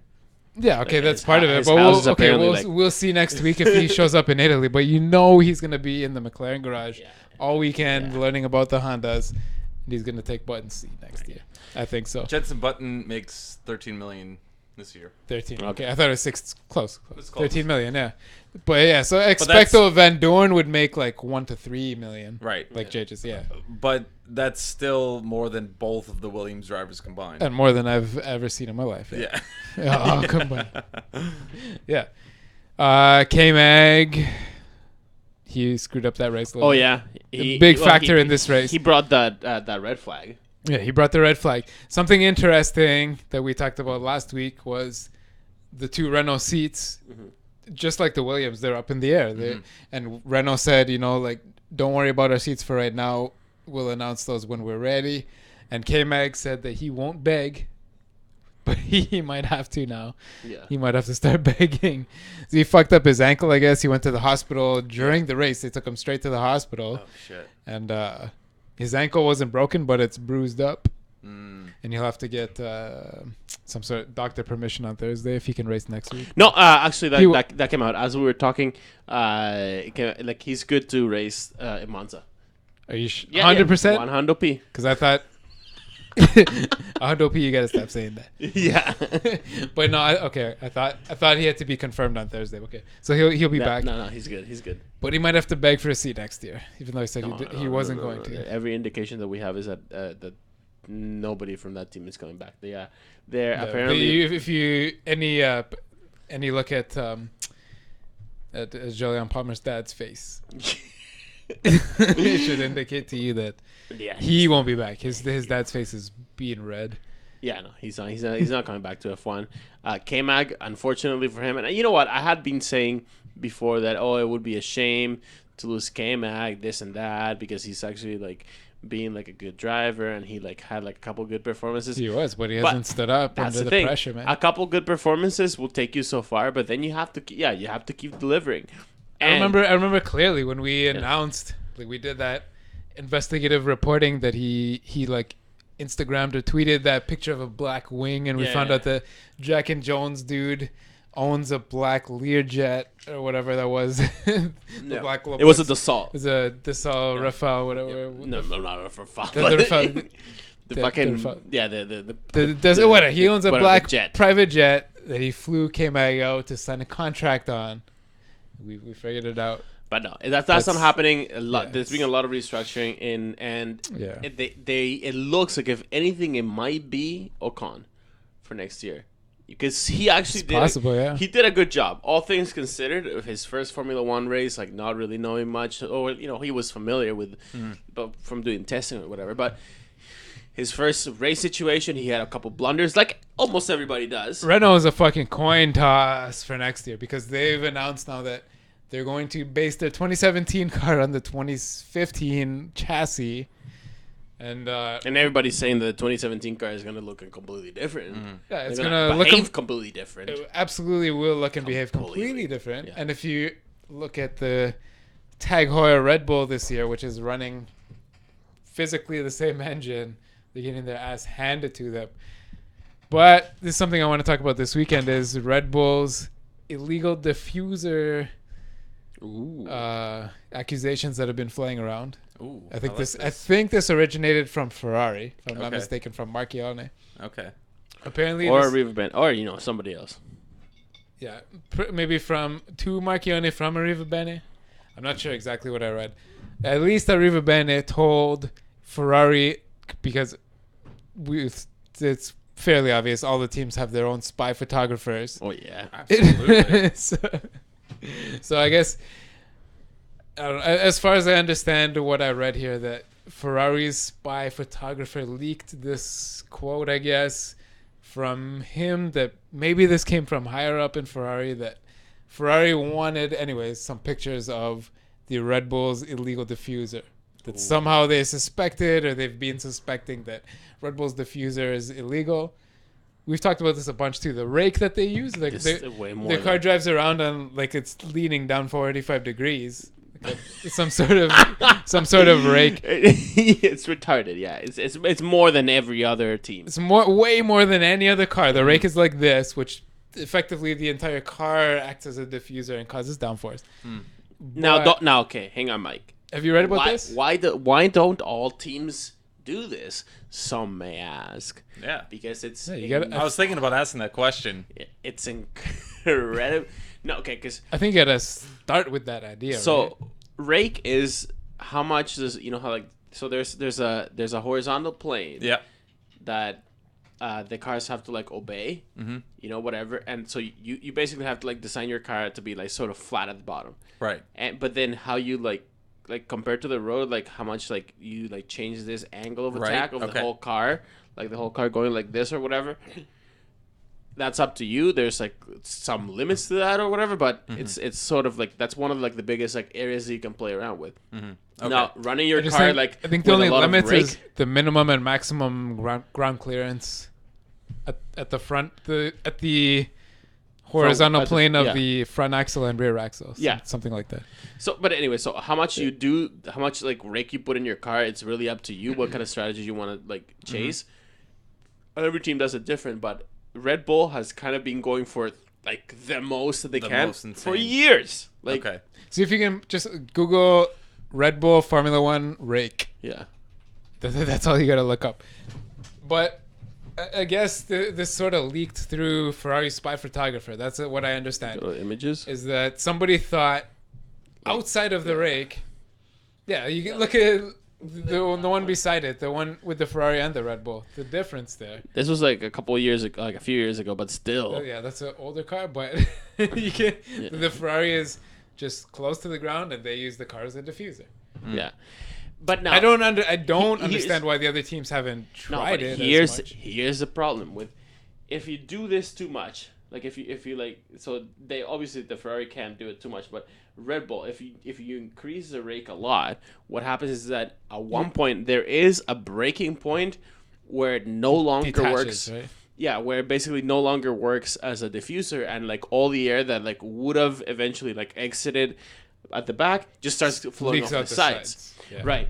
And that's why like Red Bull has been so very clever at almost creating like a cushion of air, of vortices of air around here that keep that you see air kind of inside. that hook down there with the air that makes like an air wall. All that kind, everything, like almost like you gotta think these cars is like the amount of air that ends up here is at one point dictated by the amount of air that comes through the front wings. That's how that's the complication of designing these cars, right? Okay. You have to like think of the whole structure, and a little change over here or like a little effect that you want over here may change the way that the car is designed way further on. Anyway, Red Bull is really good at designing cars that have, and that's pretty much how they started. That's the thing. Their design philosophy, like it seems to be, let's go for like the most rake, mean angle. yeah, and then design around it. Well, you guys, I think you were telling me maybe when we first started the podcast about how Red Bull was doing something with their front wing, and essentially it was making it a little more floppy, and so it forced Google Red Bull flex nose. So that's from years ago. Yeah, right. But you were telling me, but like that's still part of those like sort of This design was like philosophies, 2012 right? or 13. Yeah, they got caught at it. They got caught with it at one of the Grand Prix. It wasn't a rule. Yeah, see if you can find, or see if you can click all and type add GIF maybe to it, maybe with a GIF, you can find it. But they basically, they had a rubber nose, and they got caught because they had an view image. They had an. There you go. See that? So they had an accident, and they needed to replace the nose, and that guy's job was to not do that, and not let the camera ever catch that. There was no actual rule that said the nose could not bend. So they said, okay, so if it's not a rule, then if you don't get caught, it's not cheating. They got caught changing the nose. They pulled that off and put on a new one. They got caught. But so what? My point at the start of this was, Red Bull or Ferrari put their spies on Red Bull to try to catch a picture of the rear diffuser flexing. They thought that the rear diffuser flexed inward and downward with speed, so that the diffused air was channeled through a smaller area and increased pressure, which would increase downforce and rear grip. This is what Ferrari thought Red Bull was doing, and there's less pressure means more downforce. But the opposite. But you put the same amount of air through a smaller area and increase the downforce. And I don't know. Apparently, there's no evidence of it. They've never not been caught. They've denied it all the way up and down. So who knows? But they got caught with that nose in 2012. Like 4 years ago. So and we've said 1,000 times the biggest racing quote.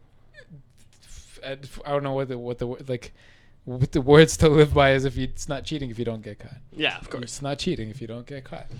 Now, news. No more flex nose, but just to make a break here. News from IndyCar. Okay, and we know we hardly ever talked about IndyCar, and I honestly don't know anything about IndyCar. Not much anyway. Not about the people that like the racing. Anyway, we hit up the Toronto Grand Prix practice. That was pretty cool. It's not even called that. It can't be called Toronto. It's the Honda Indy. Anyway, but whatever. So news from IndyCar. They're still harping on about cockpit protection. All right. And because of the guy that we almost had a dude that got run his face. So we showed that. No, and there's the guy that actually died, right? Like Justin Wilson or whatever. Justin Wilson. Yeah. So, but a dude almost got his head run over. We showed it 2 podcasts back, I think.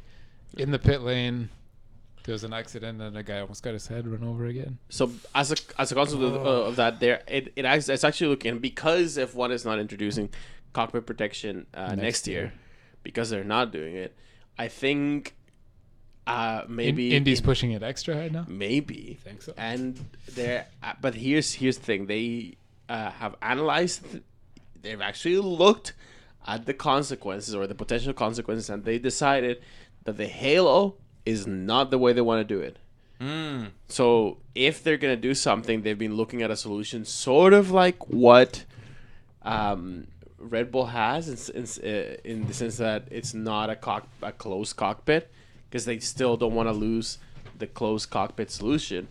But what it might be is, you know how Red Bull, when they were trying their thing, it was basically like they call it the Era screen. It was basically like a windshield, almost like a windshield. Yeah.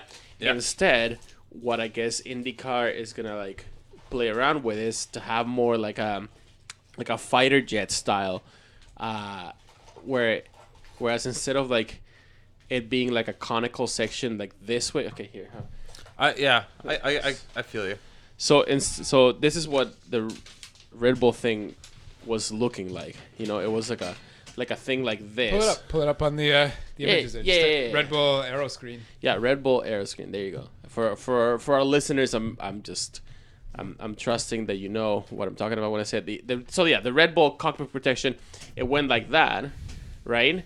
Mm-hmm. But instead of doing that, they're actually like thinking of like having like a different shaped dome, as in like coming like out like this, as if it was like the cockpit of a fighter jet.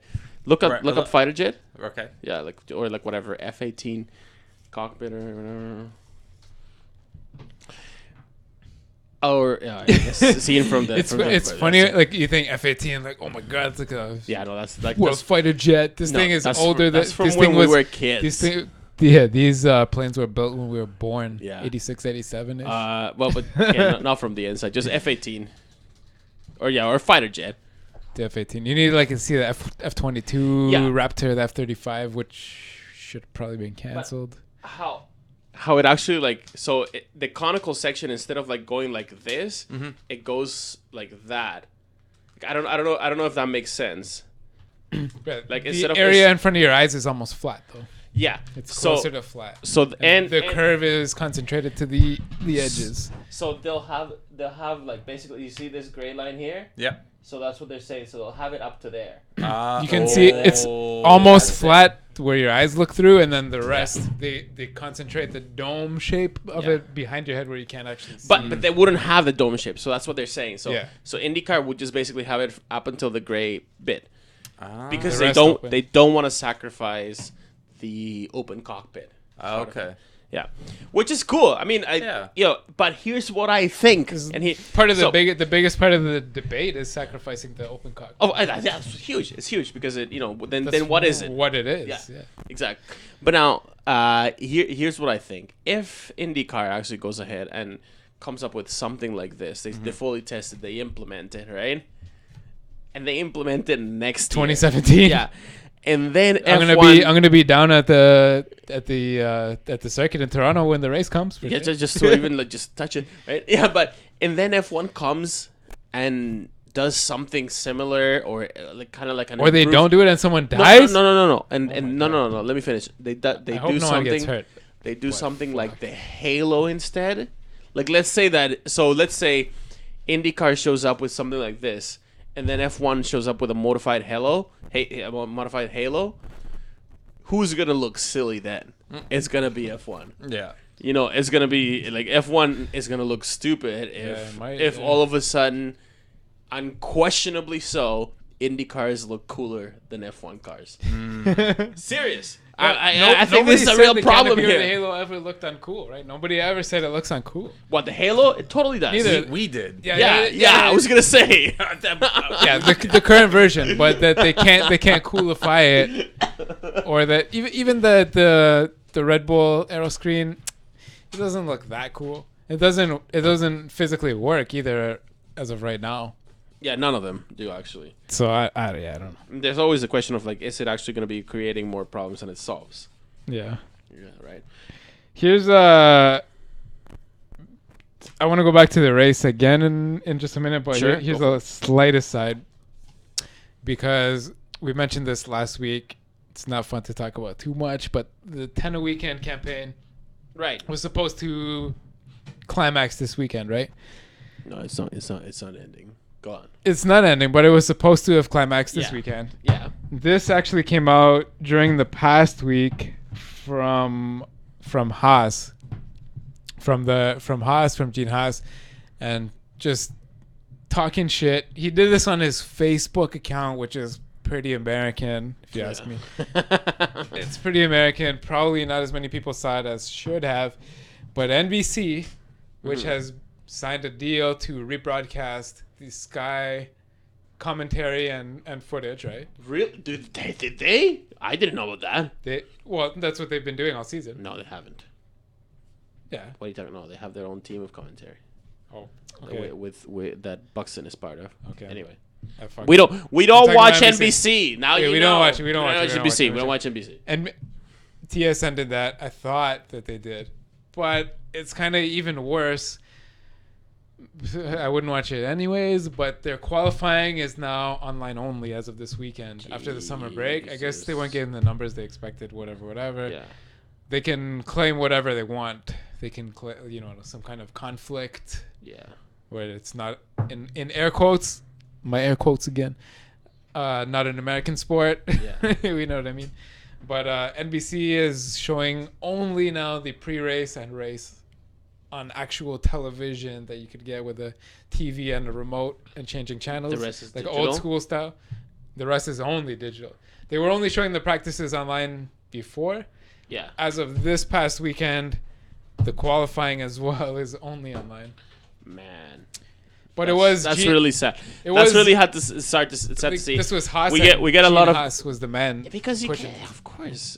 He's pissed. What do you think he got in this for? Yeah. To push his machines in America. Listen, to any American that might be listening right now or watching, I know that like quite a few of you watch from the States.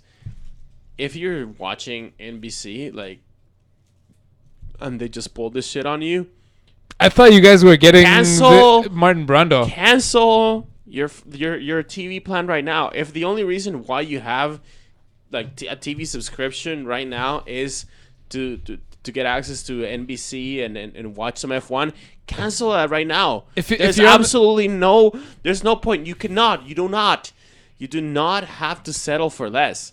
That is bullshit. If you're on the fence even and you know what you're doing with torrents, whatever, maybe check out what Sky has to offer for Monza for next weekend, Monza, Italy, the Italian Grand Prix. One is as big as Spa. Is one of the biggest fucking races. One of the longest running. The Temple of Speed. Are you talking about circuit? Are you talking about the? Just check out what Brundle and Crofty have to say. Yeah, they're way better than the American coverage. Check it out, man. NBC's fucking you. They don't care if you see qualifying or come back for the race. Yeah, no. They're gonna cancel that for next year. They're gonna say, "Oh yeah, we made a mistake. Sorry." They suck. You're gonna if you stay with NBC the way it's going, you're gonna experience less and less and less of a good quality broadcast. And it's going to reach a breaking point. There's no way around it. Anyway, now I'm glad that you mentioned this weekend's Grand Prix. 6 days. Because I'm pretty sure you're talking about, if I'm not mistaken, about the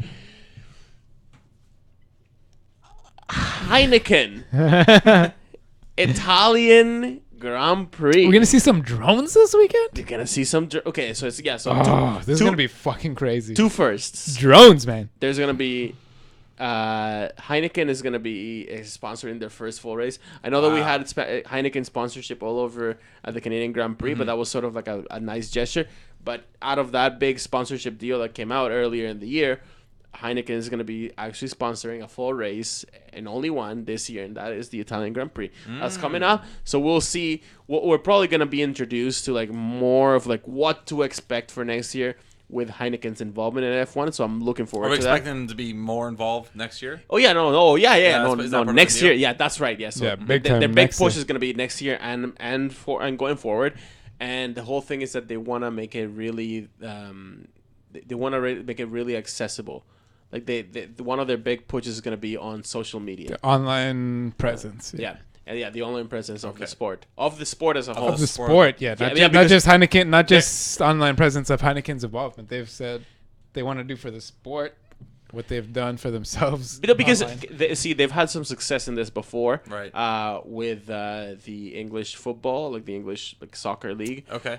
Whereas where they started to they sponsored the sport, okay, but then they also started promoting the sport, and by promoting the sport because they sponsor it, that increases. It makes sense. It makes sense. Heineken is like the the European version of America's Budweiser. Basically, It's basically they've both kind of declared like we are Europe's and we are America's version of beer, alcoholic Coca-Cola. Like we want to be the Coke of beer as far as marketing, as far as sports involvement. Seeing those products in movies, etc. Now, what about like this? That's what they're doing. Concord agreement. Okay, no. Like, is there some sort of involvement with No. that? That wouldn't hit there because the deal they have is strictly with basically with Bernie. With FOM. Yeah, with FOM. They're not sponsoring a specific team. No, they're not. They're sponsoring the sport. I see.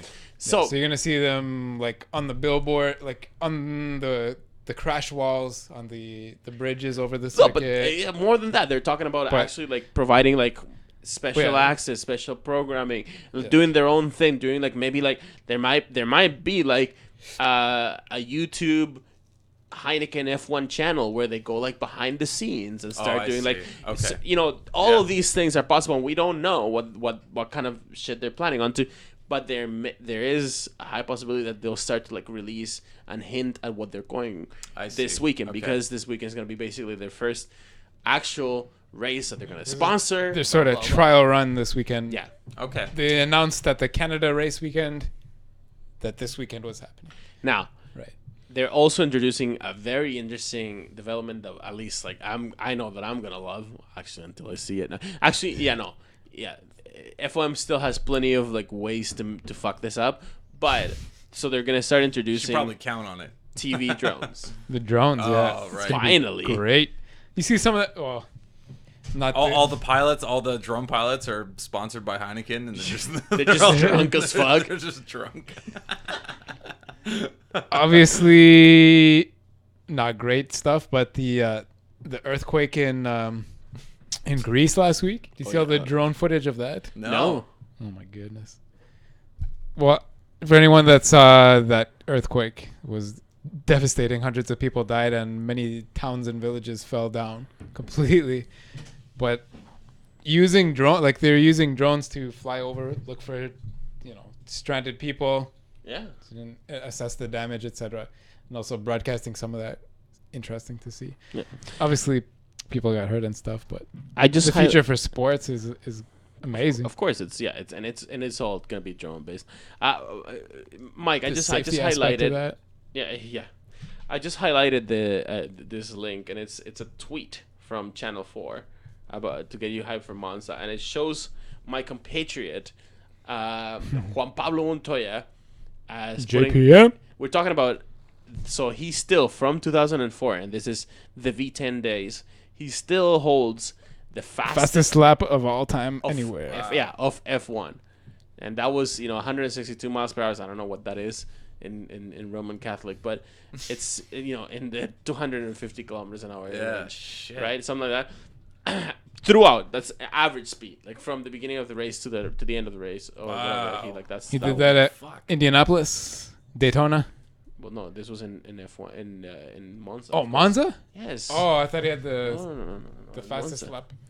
In Monza, yeah, and it's funny because look at this picture right here. So it shows Juan Pablo Montoya with his 2004 Williams. This was a Williams back then. This is a Williams, and Williams. Oh my God. Williams was crazy, and they had a big BMW engine, and that was back when the Bayerische Motorenwerken or Bayerische, whatever.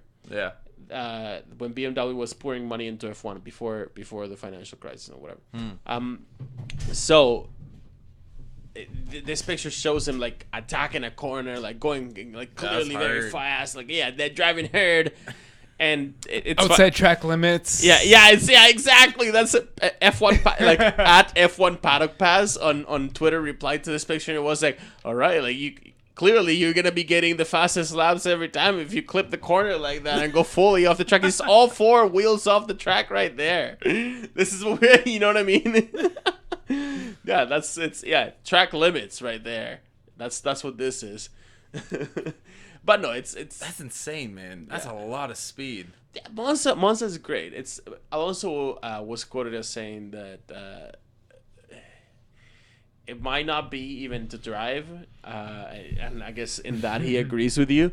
He says that maybe to drive is not the most exciting, but to him it was interesting because he says that since you're going so fast and it's so flat, there's not a lot of grip. So it's not. Now, why is that the case? It's things like the surface. The track is not used very often. Oh, lots of straight lines. Yeah, it's super fast. It's actually huge too. The shape of the track there, like, wouldn't you may be forgiven for thinking that track is small, but it's not. It's one of the biggest ones. So the loop itself is long. It's mostly straights with a couple turns. There's only 9 corners, 9 or less. Thanks. 10? Yeah, 9 or 10. Yeah. But next year is going to be completely different too. Getting rid of the Goodyear chicane, whatever the fuck it's called, in the Cuerva Grande. But So also don't forget, for the listeners, really this fast. is the last year of this setup of Monza being raced in Formula 1 or MotoGP. This is the last year you're going to see this setup of this circuit. So enjoy it. So We're going to a whole new era. It's going to be another decade of something else. the lap records are obviously going to be reset. Yeah, they'll be reset. Yeah. This has been almost 15 years of this circuit. That chicane was added a long time ago. Yeah, I don't know. It's gonna be awesome. I'm looking forward to it, but yeah, for sure. Like it's a track that is fast. It's the fastest of the calendar. They always call it like that. The Temple of Speed. The Temple of Speed. It's got a lot of history. It's a track that apparently until recently was in some doubt of whether or not they were going to continue in Europe. Until weeks ago, same as Spa. Both of these two. So it seems though nothing is still signed on paper or anything, or they haven't fully 100% agreed. But it seems like the regional governments and everybody has gotten together, and who knows if Ferrari had any part to play in this. Don't forget the Italian federal law has been changed so that no event in the country of Italy can be called the Italian Grand Prix unless it's there. Unless it is held at this circuit, at the Monza circuit. Okay. Which, I mean, all the power to them. I heard. Why not? By all accounts, is supposed to be one of the places that if you're an F1 fan, you have to go. And this came from the mouth of Michael Schmidt of Automotor and Sport. Yeah. Anyway, so they're not in the hot plate anymore. But here's the interesting thing that I found out. There's something I learned, right? Over the weekend is that it turns out, and this is from Joe Sayward's blog, he says that it turns out that in most negotiations, in most deals that are signed out there is actually a clause that says that at least 50% of the races have to be either in Europe or the US. Whoa. Right? Yeah, so the teams. What? Yeah. So there's a clause. All right, and this makes so much sense with what that whole negotiation, and it really brings into question why have we been hearing so many rumors about Vegas coming back when it actually doesn't really make that much sense, or a race in California or whatever. It's because as far as some of the contracts that are standing right now are concerned, F1 or the teams are only committed to going to races if there's 50% of them at least 50% are in Europe or the US. So if we take the Italian, if we count, is that 50% total split between the two countries? No. As in, so take the number of races, cut it in half, and that number So you need has 11 this year in Europe and the United States. right. And this year, Is that why somehow through a clause they include Canada in the European circuit? No. Canada actually counts as outside of those two. But Azerbaijan this year, they let him getting. That's why they stuck it into the 21st race in Europe. Yeah, they let it, Oh and my they let God. Bernie get away with that, and This is why they're pushing this. and they Las were Vegas, bringing enough money, right? But yes, that's the point. Las Vegas and Mexico. They're gonna throw Mexico into America as No, well. it has to You be. call It that has to be U.S. Yeah. Okay. So that's why they're talking now, possibly about having, or whatever. One of the solutions would be having multiple races in the U.S. up to three. Yeah, up to three. Up of to them. three, right? They're talking about Austin, Vegas, and something somewhere in California. California and perhaps Miami. Yeah, They right. said Because the more that they have in the U.S., the more that they can afford to say like, okay, goodbye Germany, and that's the point.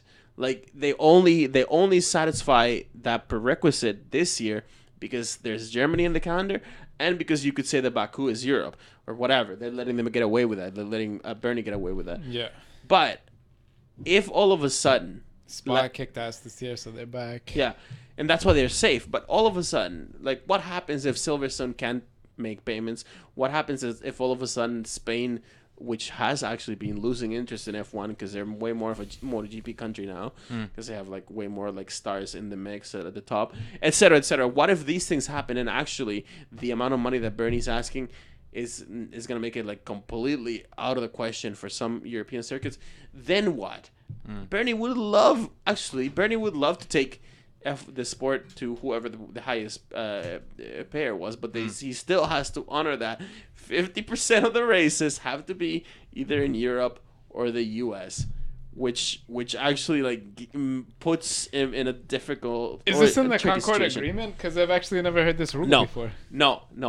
That's the point. It's not in the Concord Agreement. Is in the individual deals that are signed with either the FIA. Each team has that same clause, though. Most. Every team. Most. We're talking about most. So you're gonna have like 1 or 2 races outside of the U.S. and Europe. Where like only maybe like 2 4 or or 3 5 people teams show up. might show up. They're not going to. Win. Yeah. They're not going to though. Yeah. Just Because wouldn't the happen. cost of getting there like offsets like so much other Even shit. the points. Yeah, that and you you could- just wouldn't hold a Grand Prix with 6 teams, let's say. Yeah. Right? That's the point. So yeah, so that's one thing that it's interesting and it's very curious and it's worth keeping in mind now with any kind of speculation that comes, saying that whether this track or that will rejoin.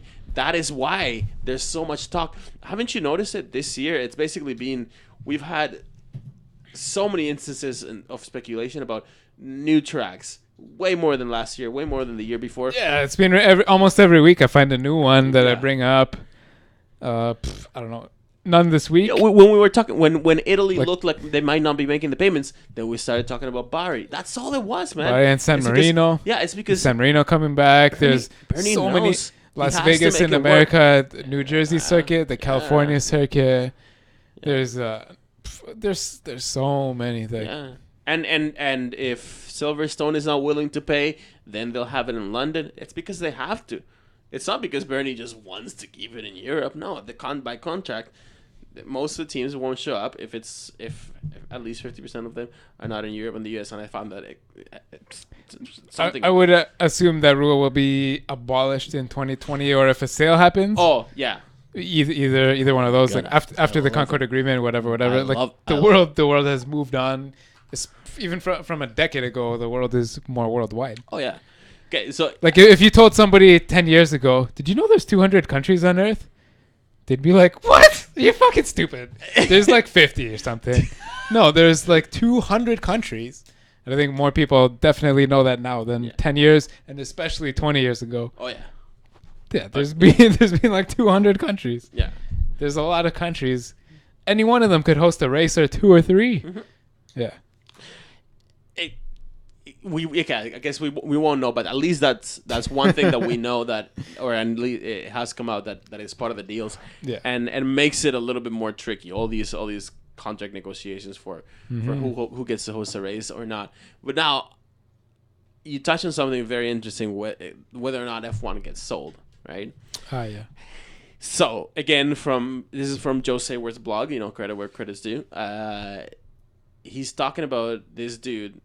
That he has a lot of good CVC connections, and basically the rumor or like the talk from CVC is that the deal is happening, and it's getting very. Oh, it very, is happening. Yeah, it's happening, and it's getting very close. So here Between who? Yeah. So here's what apparently the rumor is. It is gonna be. I remember John Malone. They're talking about the Discovery Liberty See, guy. but he has Liberty Group and he has Liberty Media, Liberty Media. which are both somehow competing. To somehow not a conflict of interest, but are both competing for bids on Formula One. Well, it's We mentioned this last week as well. Under Liberty Media for $8.5 billion. $8 billion. Yeah, $8.5 billion. So I believe Liberty Media is a NASDAQ traded company publicly, and Formula One would be sucked under the umbrella of this corporation. No, it wouldn't be. So here's the thing. So there's so many rumors. And the other deal, which it seems like if you have any common sense, a conflict of interest, is that Liberty Group with Discovery Media have a competing bid again of John Malone himself with his other Liberty named company. Actually, no, you're right. It is. Sorry if I sound confusing. No, you're actually right. And yes, it would make Formula One a NASDAQ listed company, which that depends on which way the deal goes. If Formula One would be enveloped or whatever encompassed into that Liberty Group. Yes. So I guess that or is held by them. Yeah. So that's the supposition right now that directly or indirectly listed on the deal that is happening would make F1 listed NASDAQ. Now, that actually would come with its own set of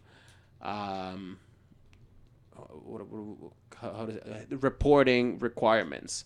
Yeah. Because since the 2008 financial crisis, 2007, there's been a lot of requirements. Everyone's a little gun shy. Yeah. Well, and there's a lot more paperwork involved in moving large amounts of stock. Yeah. Especially controlling amounts and of international corporations. And any publicly traded company is required to submit and make publicly available all kinds of numbers that you wouldn't have to if you're still a private company. So you're going to get to see, like, if that happens, you're going to get to see a lot of documents of, like, how F1 works, like, from we're going to be so busy if this happens. Yeah, we're going to... It's going to be fun. Yeah. So fun.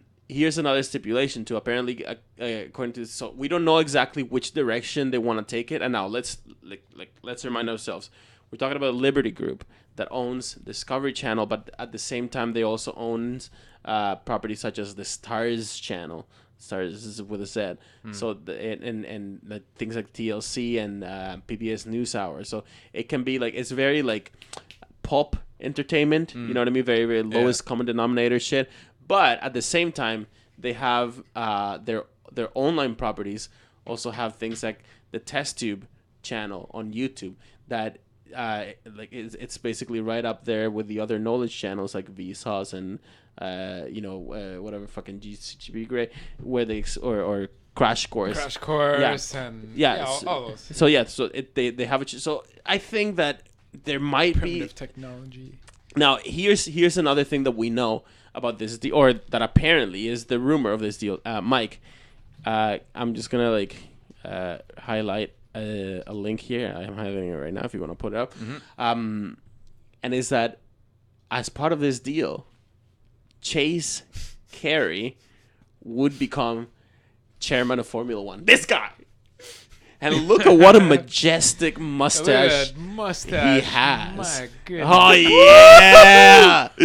Get all the way up in there. Okay, so I understand he's got weird lips. For the audio listeners, look up Chase Carey, Chase, and his last name Carey, Carey.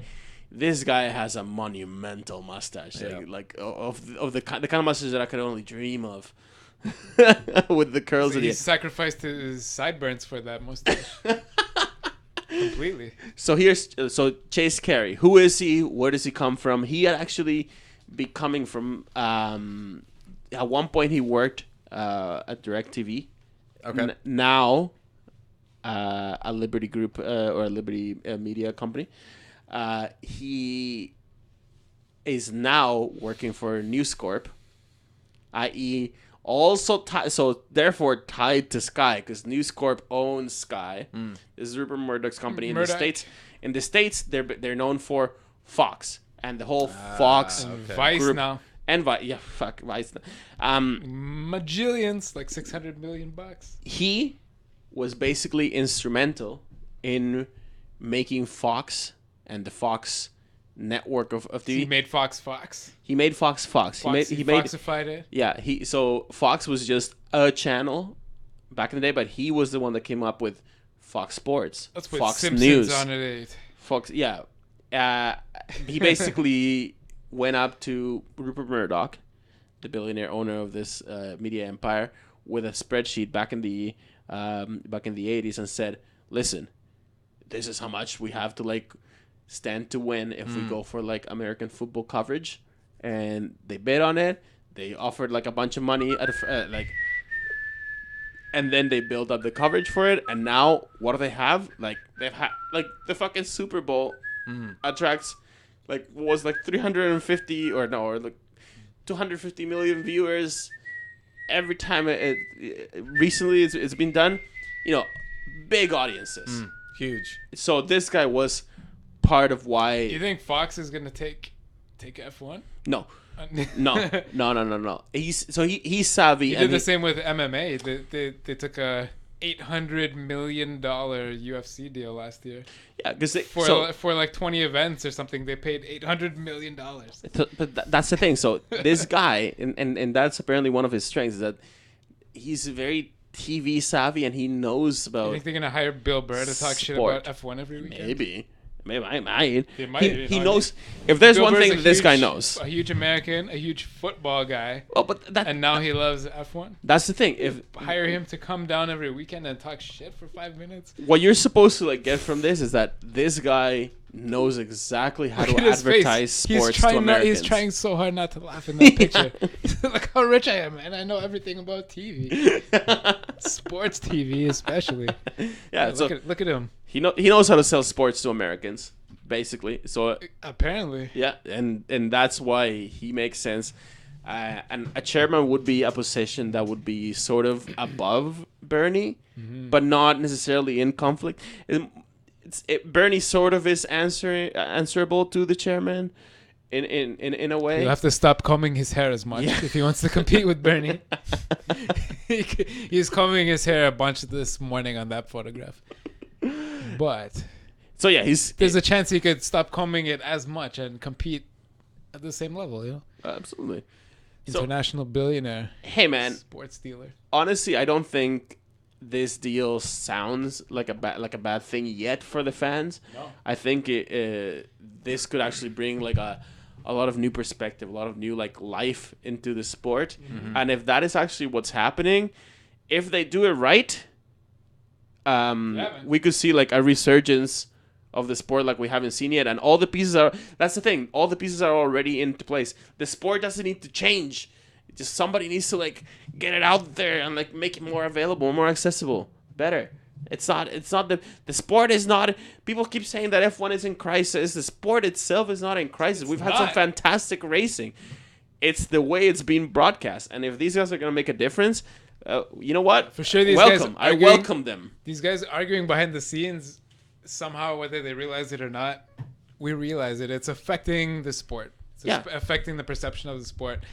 And it's the time. Again, I know people hate me mentioning the MMA world, but the UFC just sold for $4.2 billion like 3 weeks ago. Yeah. And it was pushed super hard in the news as the biggest sports transaction of all time. Yeah, this will double it. This looks like it might double it. Yeah. And the UFC thing was so big because it went so much bigger than the NFL controlling when that happened in like the late 80s, what you were just talking about. I don't know what the numbers are, but this might be something like $8 billion. $8 billion? Yeah.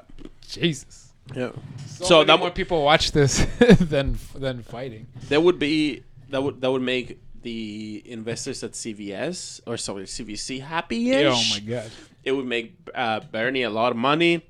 It would make The UFC deal Here's just the did thing, over though. 20,000% profit. One of the biggest investment deals in the world of all time ever in history. Hundreds of years of interactions of business. Here's one thing before we move away from this.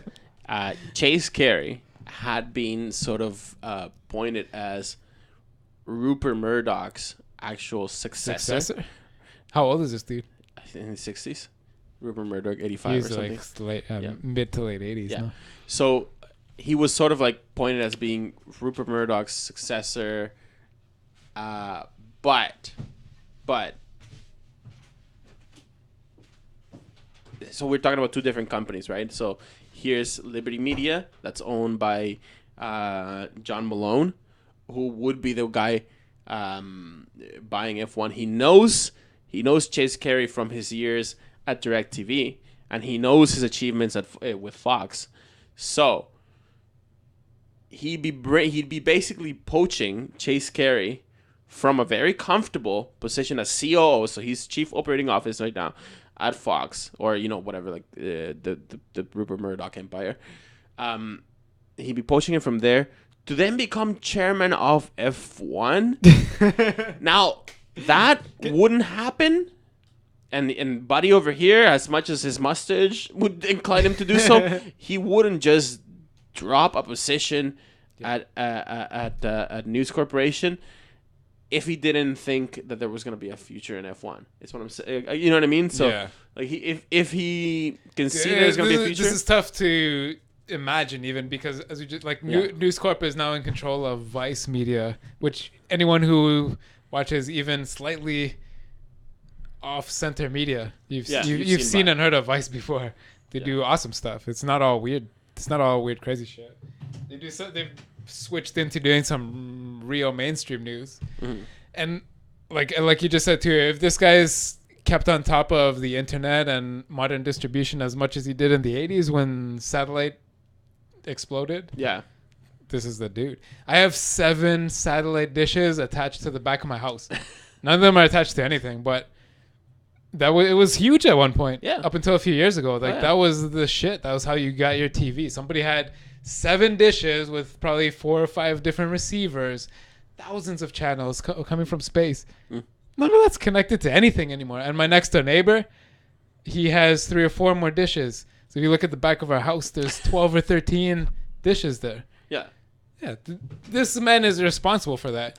And if he's stuck onto the internet like he did then, this might be the dude, and he might be the guy to push Formula One where we want it to go. Yeah, absolutely. So, hey, that's what I'm saying. I think this deal could actually be could be the deal. What F1 needs. And Bernie said last week too, though, like if his bosses and if nobody wants to sell, it doesn't matter who wants to buy. Yeah, that's true. Which, he's maybe trying to push the price up, trying to play hardball. Maybe he really does want to sell, but who knows, right? The sell of F1 is always going to be controversial until it happens. I won't believe it. I still won't believe that anything is actually going to happen until there's pen to paper. But if it goes in this direction, I'm very hopeful. I can't help it though. I'm kind of that kind of a guy. But anyway,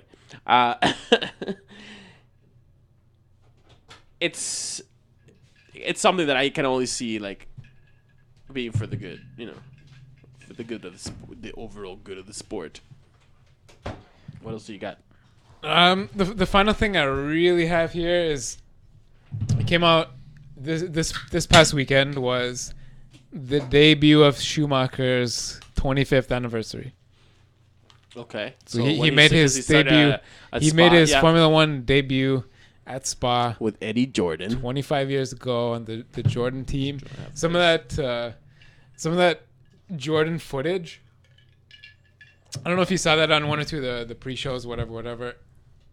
Just the way Jordan looked when he was 30 years old. Well, he was shaved. Yeah, his glasses were retarded. Round glasses.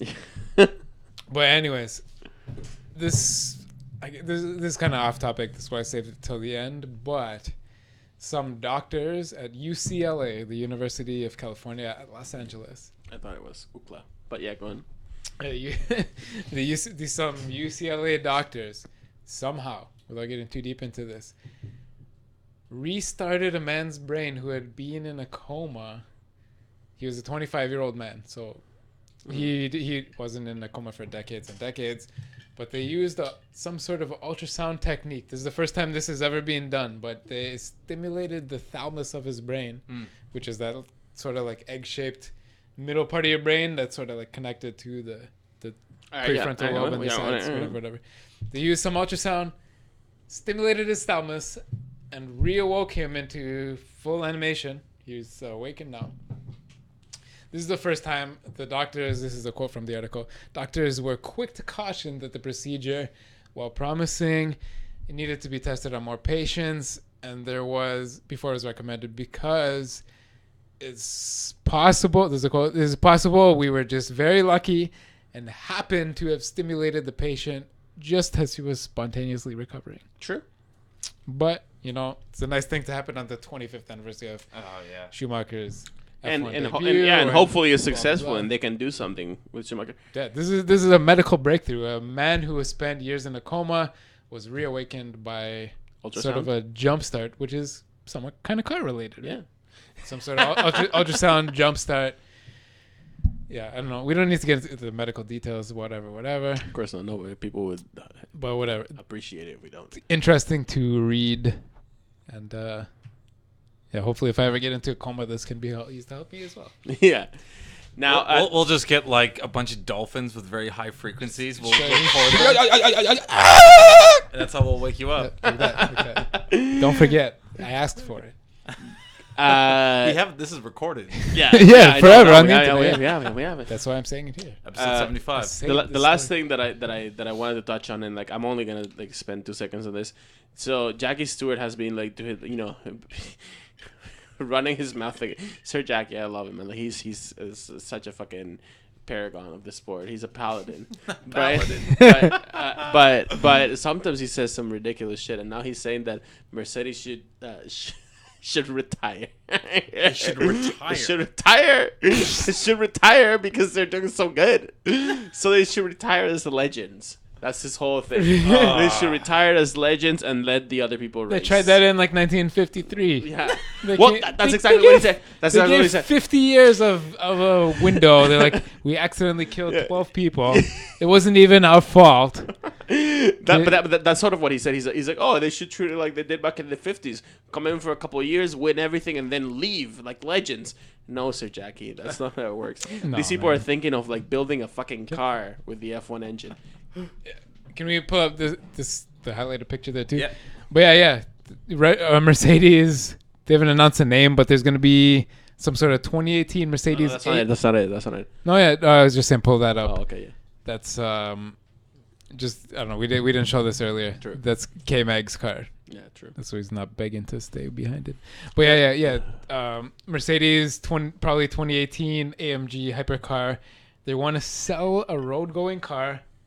They've hinted that they're probably going to build 50 of them for the 50th anniversary of the AMG. Oh, shit. The Formula One engine. Okay, so you know how the this year 2015 Formula One engine in a road-going car. So you know how this year they gave us media passes to Ridiculous. the Toronto Auto Show? Yeah. And when we went there, we mostly made fools out of ourselves. But when we went there, we asked the Mercedes spokesperson for Mercedes Canada about like, yo, so how much of this like F1 technology is actually making into a car? And she was all like, oh, that's not how it works. We have a big R&D program, and some of the research that in one way or another made it trickles down through the rainforest that is our company. But now they're actually like straight up saying, no, we're gonna build a car with the F1 tech, and that's cool. I fucking that's great. I think you should be upset. No. We're gonna because go. We're gonna go next. No, buddy. Next year. We'll be back at the auto show, touching it. Next year. I'm gonna put fingerprints on it. In February, we're gonna talk to that same lady, and we're gonna show her. We're gonna show her herself what she from said. last year. We're like, this is on the internet. You said this. What do you think? Unless she was fired. Well, yeah. Then we'll be like, the person that we talked to. Anyway. Yeah.